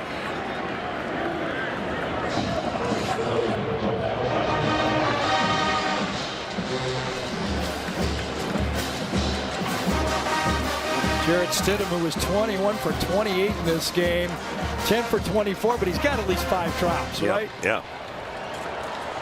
There you see number of plays and all of that relatively close time of possession, but the scoreboard is Alabama by 17. And again, a little sugar huddle. Everybody gets out quickly. Canella in the slot, Schwartz on the move.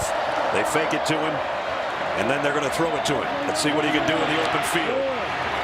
Just that much. Savion Smith with the tackle.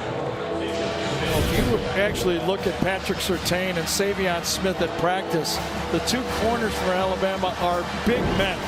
They're not little skinny little cover guys. They both grow over 200 pounds, can handle you in that bump and run coverage, and both very sound tacklers. Do you call this with the idea you got 4 downs to make it?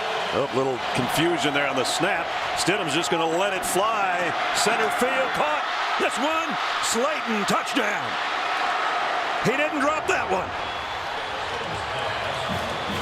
Mac Wilson was saying he pushed off, but it was such of an underthrow that Slayton saw it, and the defender did not. Savion Smith had no idea where the ball was. Right side watches. Oh, yeah, right at the end. His right hand got the little push. Greatest underthrow of Jarrett Stidham's life. Exactly. Mac Wilson saw it cleanly. Push off at the end of the play on a bad underthrow touchdown. Extra point is up and good. And I think that's what Gus was thinking about the field goal. We just got to keep trying to score touchdowns. That's our only chance. They got one when they really needed it in 3 plays and just a minute and 20. Score for Auburn. Yeah, and all the crowd here, and Mac Wilson wanted to call pass interference on that. I want to show you one more look at that. Carlson's kick brings it out to the 25 for Alabama. I think this is a good no call because both guys were jostling on the play. Watch the end of this play right down here. Look at that. The hand right there holding on to the left hand of Slayton. Lets it go. They both were fighting each other. He's holding the left hand, and that's why good no call on the play. Both guys fighting for the ball, and 81 Slayton heads up with it. And by the way, Anthony Jennings was the reason that pass was underthrown, because he got to Stidham just when he let go of it. Now it's back in number 13's hands at the 3.5-minute mark, 3rd quarter.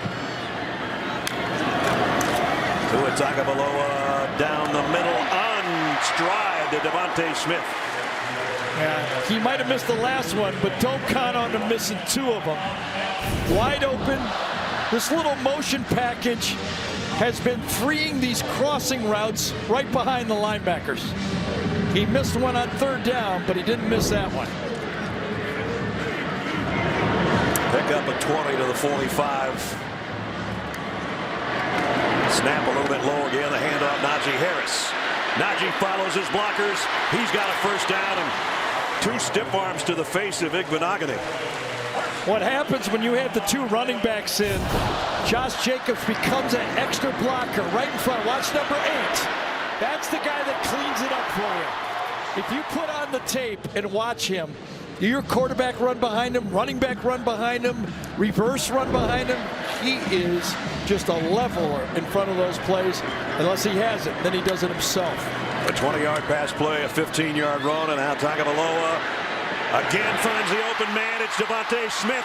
A little hesitation at the 10, and a touchdown.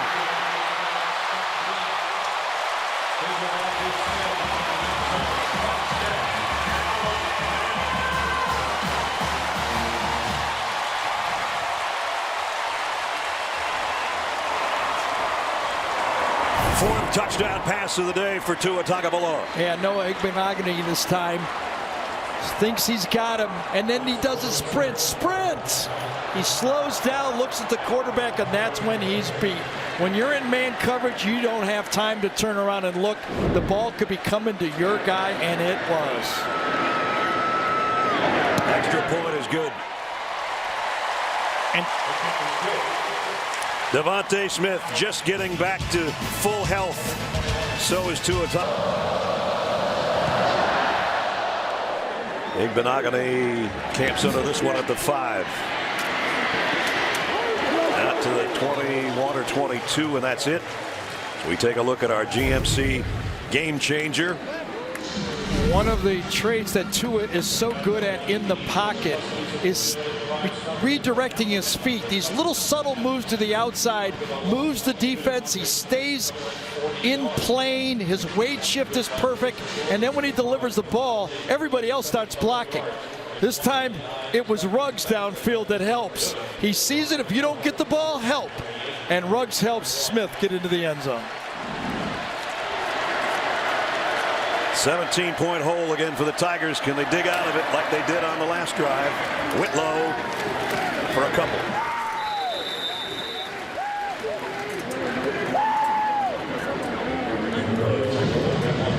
As we hit the 2-minute mark remaining in the 3rd quarter. It's been Jatavius Whitlow pretty much all day. A little bit of Cam Martin earlier. But Whitlow, number 28, carried the load as far as the ground game today for Auburn. He shifts a little bit behind Stidham. And now it's a flea flicker. He has to throw it away. Almost caught by Coach Saban. Quinnen Williams was applying the pressure. All right, do your assignment. When you're the safety and you're deep, you stay deep. And that time, Xavier McKinney stays deep. The flea flicker, nowhere to go with it. Here comes Q, the man that says he just wants to dominate. Used that word about 12 times when we talked to him the last time we talked. While he dominated a sandwich, too. Going to call that intentional grounding. Second call we've had today, one on each side. Thought he got out of the pocket on that play. Did he not get out of the pocket? And he crossed the line of scrimmage. I don't know. I don't either. 3rd down and 19 is what we do know, and that's not good if you're an Auburn fan.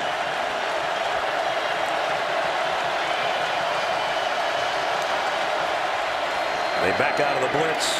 It doesn't matter. Jennings has got Stidham anyway.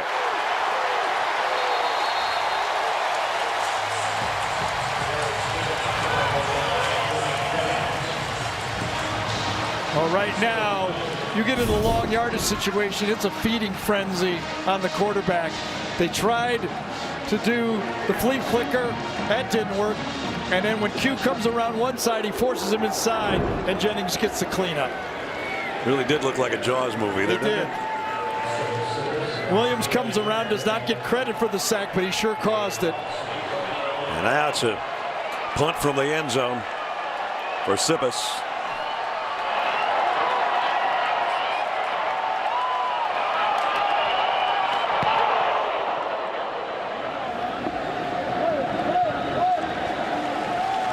And that one's going to go out of bounds. Wow. Where are they going to spot this thing? Way out at the 43-yard line. College football playoff. Here's how it looked coming into the day. Alabama #1, obviously. Notre Dame plays tonight. Michigan got hammered by Ohio State. And Washington State lost the Apple Cup last night. So that kind of turns the apple cart upside down in a couple of spots. It does. It was a big weekend, I think, for Ohio State. Having Washington State lose the way they win, I think they're now sitting where they believe they control their destiny.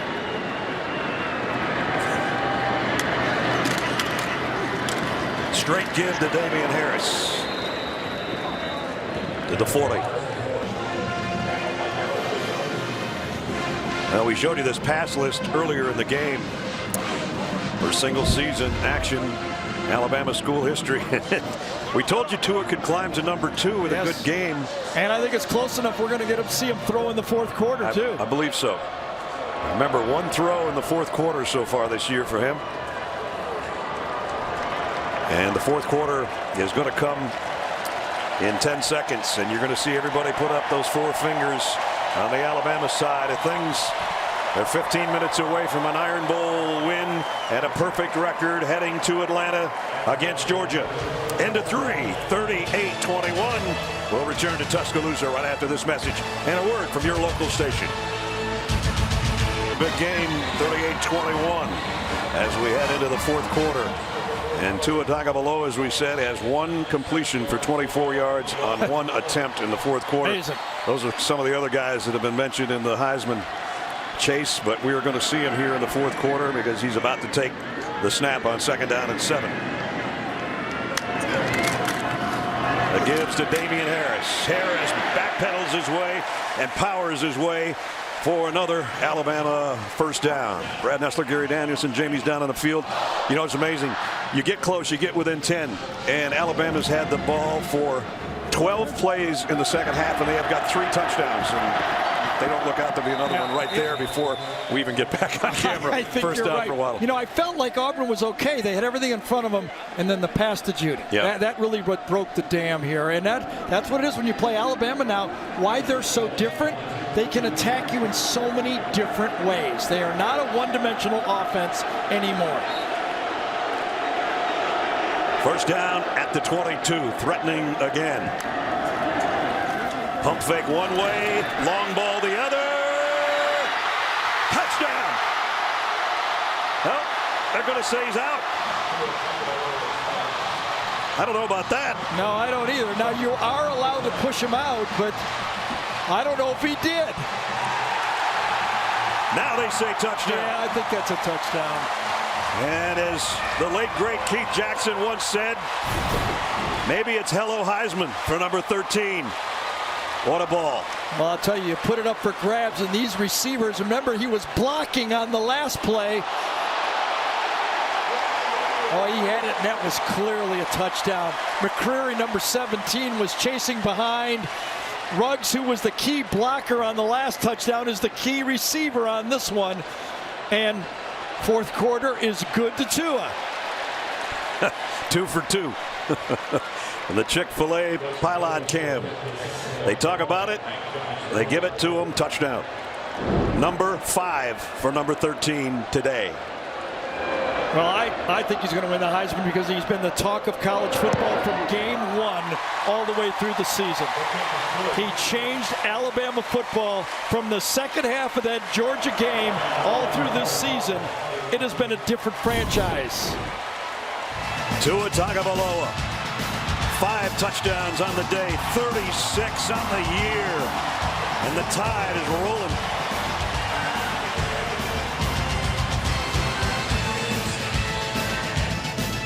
That's where we are right now, and the crowd in a frenzy with less than a minute gone here in the fourth quarter.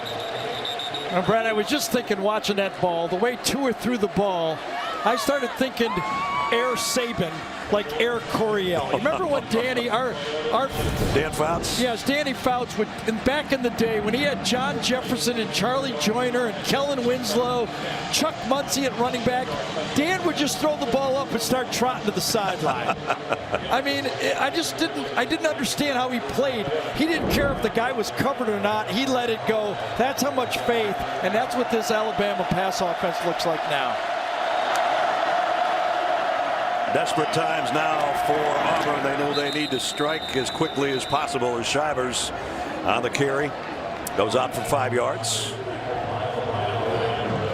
And right now, while people are still watching this game here from anywhere outside of Alabama, as you watch them, I want the committee to tell me, no matter what happens in the next game, is Alabama not one of the 4 best teams? I don't know how you think I don't know how they could make that argument into the camera and say they're not one of the 4 best teams, and they're the one that created the best word. I mean, they're living with the word best. How could you not say it? Win or lose, Alabama's not in right now against Georgia. Stidham, they're going to say, slid before the first down mark. I think Jason Jarrett. And they're going to face a hot Georgia team in a week. Yep.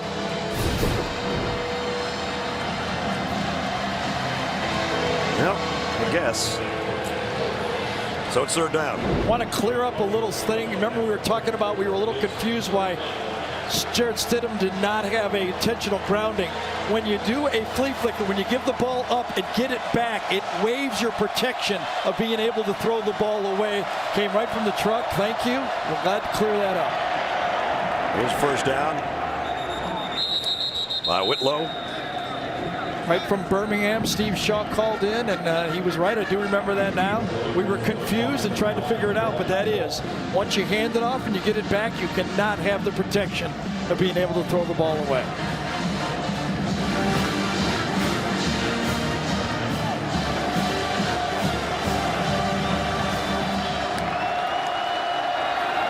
Shivers on the handoff. Runs into the middle of the Alabama defense. LeBron Ray quietly becoming a pretty integral part of that defense too. Well, he has to now because Isaiah Buggs is out of the football game, and that's a key football player for this team. It shortens your rotation, one of your key defenders, especially with the way Georgia runs the ball, and that's where you're thinking right now. This game is over, but now you start thinking of getting out of this game and thinking about where, and I tell you right now, Nick Saban needs to warn his defenders, we do not need anything close to being targeting right now.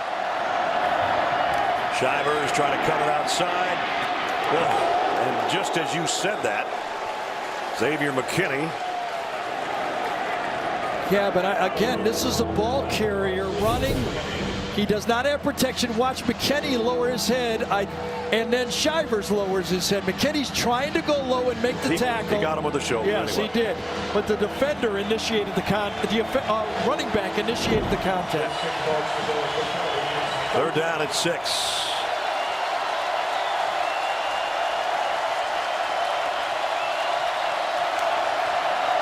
Comes a blitz. Stidham trying to buy some time, trying to run it himself, and he got it, I think. Tough run.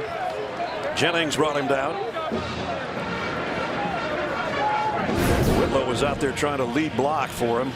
And Whitlow's like, what should I do? And he goes, go hit somebody. Christian Miller to the outside. He's being chased by Jack Driscoll, the offensive tackle, because he was pass rushing that time. And then he saw the receiver go to the flat, and he just trailed with him. That's why there was no one to throw to. Back to Shivers for a couple. And time also for a Zaxby's update. Here's Zook in New York. All right, Ness, we're into the 4th quarter in Nashville, and Vanderbilt's now up 24-7. Kyle Shermer to Amir Abdur-Rahman. Shermer's 25 of 28 with 2 touchdowns. The winner here goes bowling. The loser will be watching, guys. Boy, Kyle's had a good career there, man. He has. Especially this Alabama defensive line has to be careful not to get a targeting penalty late into this game now. Shivers brought down by Dylan Moses, but he got to the 46-yard line. And we're approaching the 10-minute mark. Tell you, watching this Alabama secondary, so impressive. Deontay Thompson, Xavier McKinney, 14 and 15. They'll come up and lick it. They hit, man. They are not back there just to knock down passes. They come out and really deliver the hit. Another third down. Stidham got it with his legs on the last one.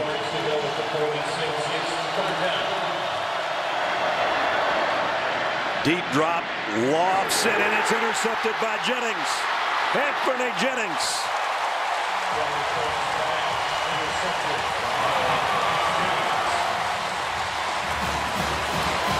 Jennings did his job exactly the way Christian Miller did before. Ed man to the line of scrimmage. Watch, he's going to be blocked, but he feels something, so he peels. He's supposed to rush the passer, but he feels something, so he backs off, and he gets in the way of the throwback pass. 47-33, two veterans do their jobs. Tua Tagovailoa's day is done. 5 touchdown passes, 325 yards in the air. And ties Gary Hollingsworth for the most touchdown passes in a game. Going to give the coach a hug. His numbers now 3190 yardage, 36 touchdowns, 2 interceptions. Jalen Hurts in for him. And Jalen comes up throwing down the middle. Jalen Waddle. Jalen to Jalen. Waddle, great speed. He's gone. Touchdown.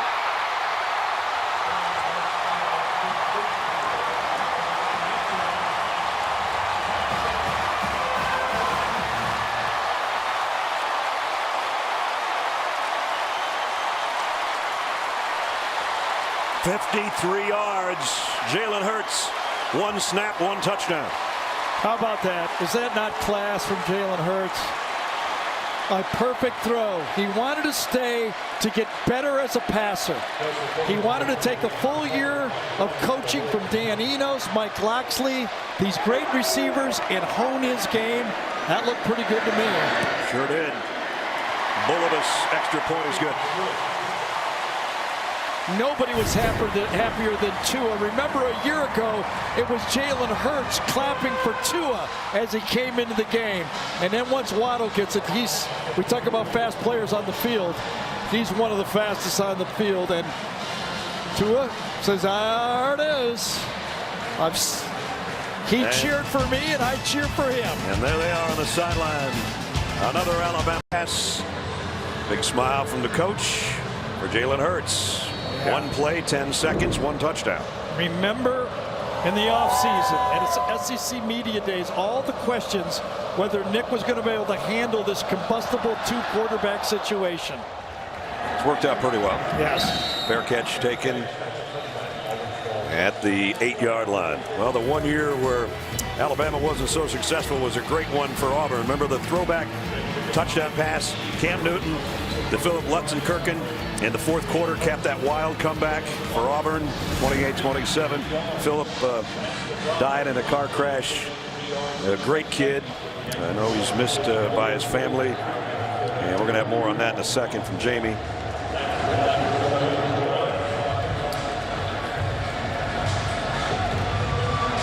Quick up to the line from the Sugar Huddle, and the end around coming with Schwartz. And he got about an 8-yard gain as we check in with Jamie. Yeah, that corner of the end zone is special for the Lutzenkirchen family. They were here earlier today, including his father, Mike. As you mentioned, Philip killed in that accident in 2014. His family went on to create the Lutzy 43 Foundation, focusing on those 43 key seconds and aiming to empower positive ambassadors for safe driving. You know, it's been 8 years since Philip's impact on the Iron Bowl, but as his father ensures, his legacy will live on. That is nice. Abby and Mike, his parents. Gene Chiswick's got a couple of restaurants in Auburn, and one of them they have what they call Lutzenkirchen Corner, and it's got all his pictures up over the booth. Pretty cool. Yeah. Draw play. Whitlow looking for a place to land like at the first down marker, but not quite. Yeah, and as this season closes up, we just talked about Jalen Hurts. Let's talk a little bit about Jarrett Stidham. Gave them, this team came within maybe an injury last year in that SEC championship to having this team that could have won it. You remember those two knockoffs of Georgia and Alabama? Yep. Stidham sitting on top of the world. This has been a struggle this year. Now, what does he do? Does he go to the pros? Does he transfer? Touchdown pass, 4 receptions. Right behind him, Ruggs, he got his touchdown pass. 2 of them, 5 catches in this game. Waddle, the true freshman, got his, and of course Judy, 5 catches. What is it for a touchdown pass? All 4 of them with a touchdown pass in the game. Weapons all over the place. Georgia beat Georgia Tech today 45-21, a 7-4 Georgia Tech team.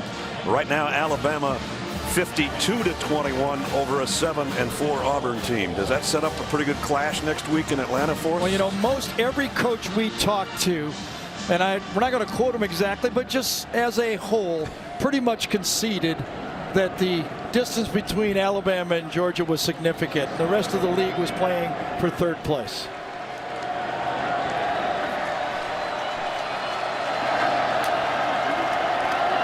Hand off to Shivers. Trying to go wide and run down by Dylan Moses. So I just talked about it. Next Saturday, 4 o'clock Eastern, right here on CBS.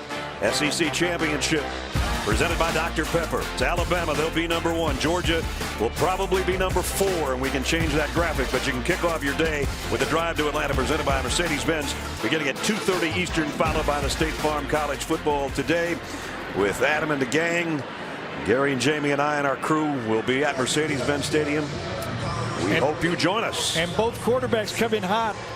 Didn't Jake Fromm, you were following, didn't he throw 4 touchdown passes? I think yeah, career high for him. So one comes in with 4, the other one comes in with 5. That's not bad. And I think Jake got him to 4 different guys today, too, if I'm not mistaken. Pass intended for Whitlow over his head. The last 2 meetings between Georgia and Alabama. I mentioned this one earlier. Aaron Murray had a pass tipped. Had they just dropped that, they might have had another snap, but that ended at the 5-yard line, and Alabama with the win. And then we know about the national championship as a guy named Tua Tagovailoa came into the second half and in overtime throws the touchdown pass for a national title. And that was in the same stadium. The other one was in the Georgia Dome in 12. Should be a dandy next week. Stidham down the middle, and it is almost intercepted by Shaheem Carter. And again, it could be, was it roughing or the passer here? There is a flag down, yeah. Yes. Oh, I think Quinnen Williams got a hand to the head. Hand to the head. Should have been there. Personal foul, roughing the passer, defense number 92. 15-yard penalty, automatic first down. Yeah, and I'm telling you, if I'm Alabama, I'm getting him out of the game. He cannot get a late penalty and miss the first half of the next game. Quinnen only knows one way to play, and I'd be putting him on backups. Here he comes out. Yes. Air Coryell has to start thinking about, Air Saban has to start thinking about his defense for next week.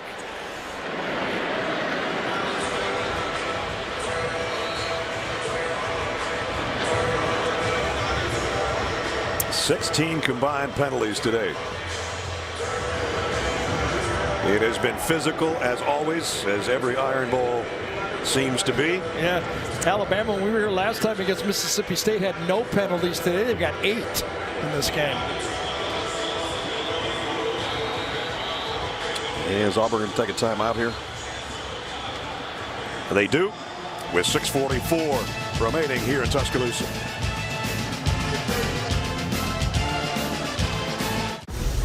Dedication, attention to detail, and going above and beyond. That's what it takes to do things the right way. With Rocket Mortgage, you can count on us to get your mortgage right. Because when it comes to buying a home, the right way should be the only way. Rocket Mortgage, America's largest mortgage lender and proud supporter of college athletics. Coming up after our game, stay tuned for the CBS Sports College Football Postgame Show presented by Capital One. Adam and the guys, BJ and Rick, along with you. look back at this one and all the other big games today, including Ohio State's win over Michigan.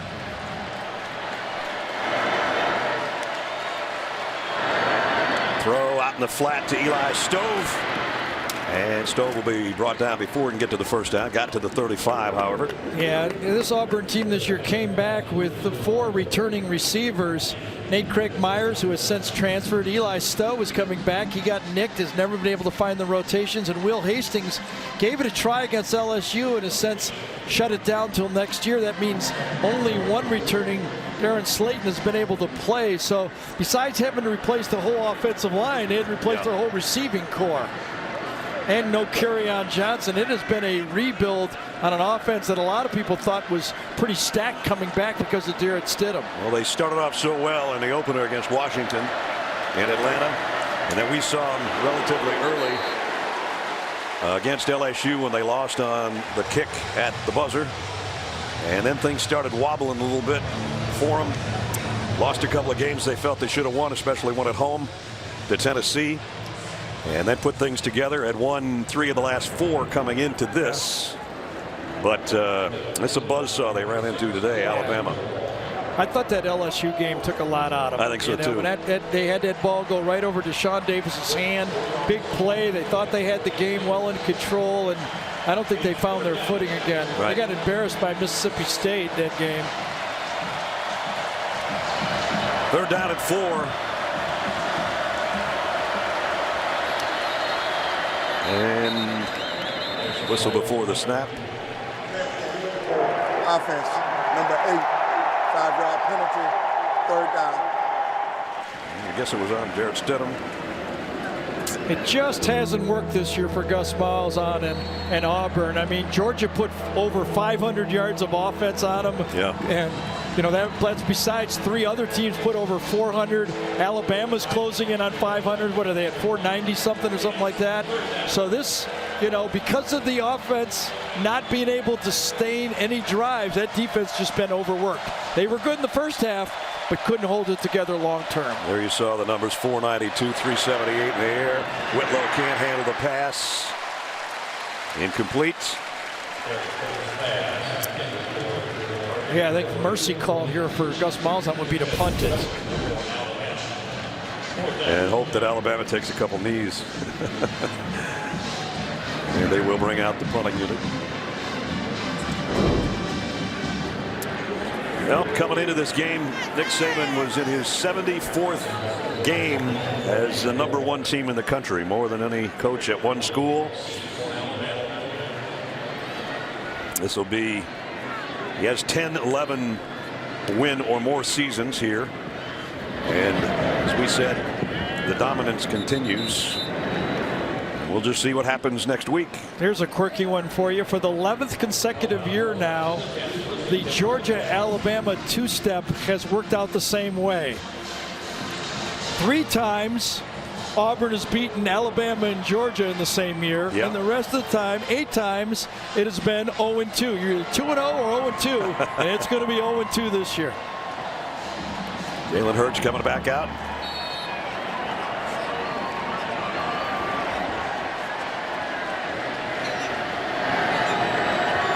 From the 10-yard line. Najee Harris right in the middle for a couple. You know, Ness, we were talking to Coach Saban Friday about the transfers of quarterbacks, and he said, I really think now Jalen has to think about transferring. And he said, and I'm for it, right? He said, I'm for him to look at, but look at the success in college football. And these are top-rated teams that transfer quarterbacks have had in football. I mean, right down the list. Made a major impact, all those guys. Major impact, and I think, you know, a couple guys are going to be, you know, sought after. You know, Kelly Bryant's going to be sought after. Jalen Hurts is going to be sought after. I mean, don't know, and I don't want to throw anything in the middle of it, but what's going to happen with Georgia? Jake Fromm's playing. They ain't going to bench Jake Fromm. He's playing too good, and, you know. Justin Fields wants to play too. Wants to play too. And if he looks around and he goes, look at what other people have done when they've left. Right. Hard to say. And I'm just going to stick it out and play 1 year. I asked Nick in that same meeting, I said, you think he will ask your opinion on where he should go if he transfers or when he transfers? And Nick kind of looked at us and he goes, well, you know what? We've been in this together since I recruited him, and now the whole 3 years and the whole thing this year, I would think that he and his parents would probably ask my opinion at least and want to talk about it. And Jalen goes for close to a first down. So ironic that Kelly Bryant and Jalen Hurts, the two quarterbacks that took their teams to the championship, are on the free agent market. Yeah, wow. And, you know, Nick really struggled with it. He saw the talent of Tua, but he was loyal. I mean, loyal to a guy that took him to 2 championships. Right, only lost 2 games in whatever, 2 years. But in this game a year ago, you could see the cracks in the offense, and it eventually caught up to him in the Georgia half, and he had to make the change.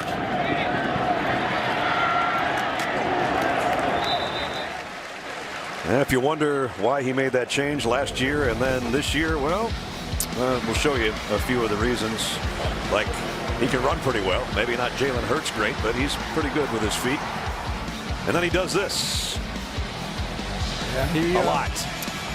And he has total confidence as receivers, and his receivers have total confidence that if they get open, the ball will find them. He not only has total confidence in his receivers, he has total confidence in his arm.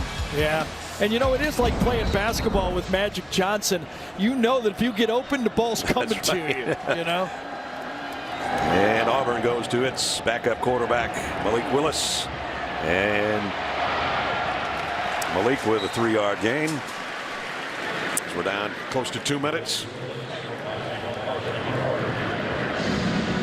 Well, we talked 3.5 hours ago about the differences of these two teams from one season to the next. Last year it was Kerryon Johnson, who was the SEC Player of the Year and helped Auburn to the upset over both Georgia and Alabama before being banged up in the SEC title game. And we look at Alabama team that was struggling a little bit with their air game this time a year ago. And now look at them. It's like Gary said, air Saban and air Tua. He would never want us to say that, but he'll hear about it. Second team in college football history to outscore each of their 12 opponents by 20 or more. And I guess Yale did it back. I don't remember those days. Walter Camp, I think that was his first team at Yale, maybe back in '88. But they have been, again, unbelievably impressive here. This is 26 straight wins at home coming up here in a minute. And remember, that was a 71-74 stretch with Coach Bryant. So that was a long string of wins, but none better than this one now. Yeah, they got pushed a little bit in this football game. 17-14. You could feel the pressure at halftime, but that pass to Judy down the sideline changed it. Really remarkable to get in this position, an undefeated season, and never really get into a fourth quarter game where there has been any stress on their kicking game at all so far. They've now won, or will here in a second, 41 of their last 42 games here in Tuscaloosa. As Willis takes it wide and about a yard shy of the first down. They have led or been tied for all but 70 seconds this year. You talk about not being pressed in the fourth quarter. They haven't been pressed, period.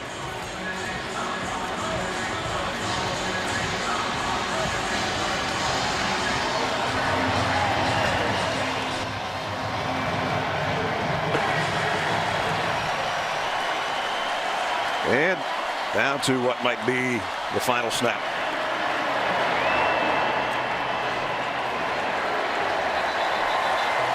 And there you have it. A perfect regular season for Alabama. 12-0, 8-0 in the conference, and an Iron Bowl number 83 that goes the way of the Tide. Handily.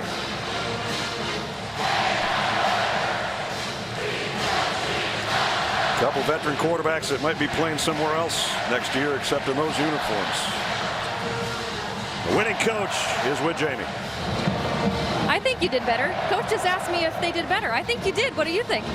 Well, we played better in the second half, you know, but played better on offense, made some explosive plays. I think scoring early in the second half was really big for us. How has this team continued to play the right way down the stretch to set you up for an SEC championship game?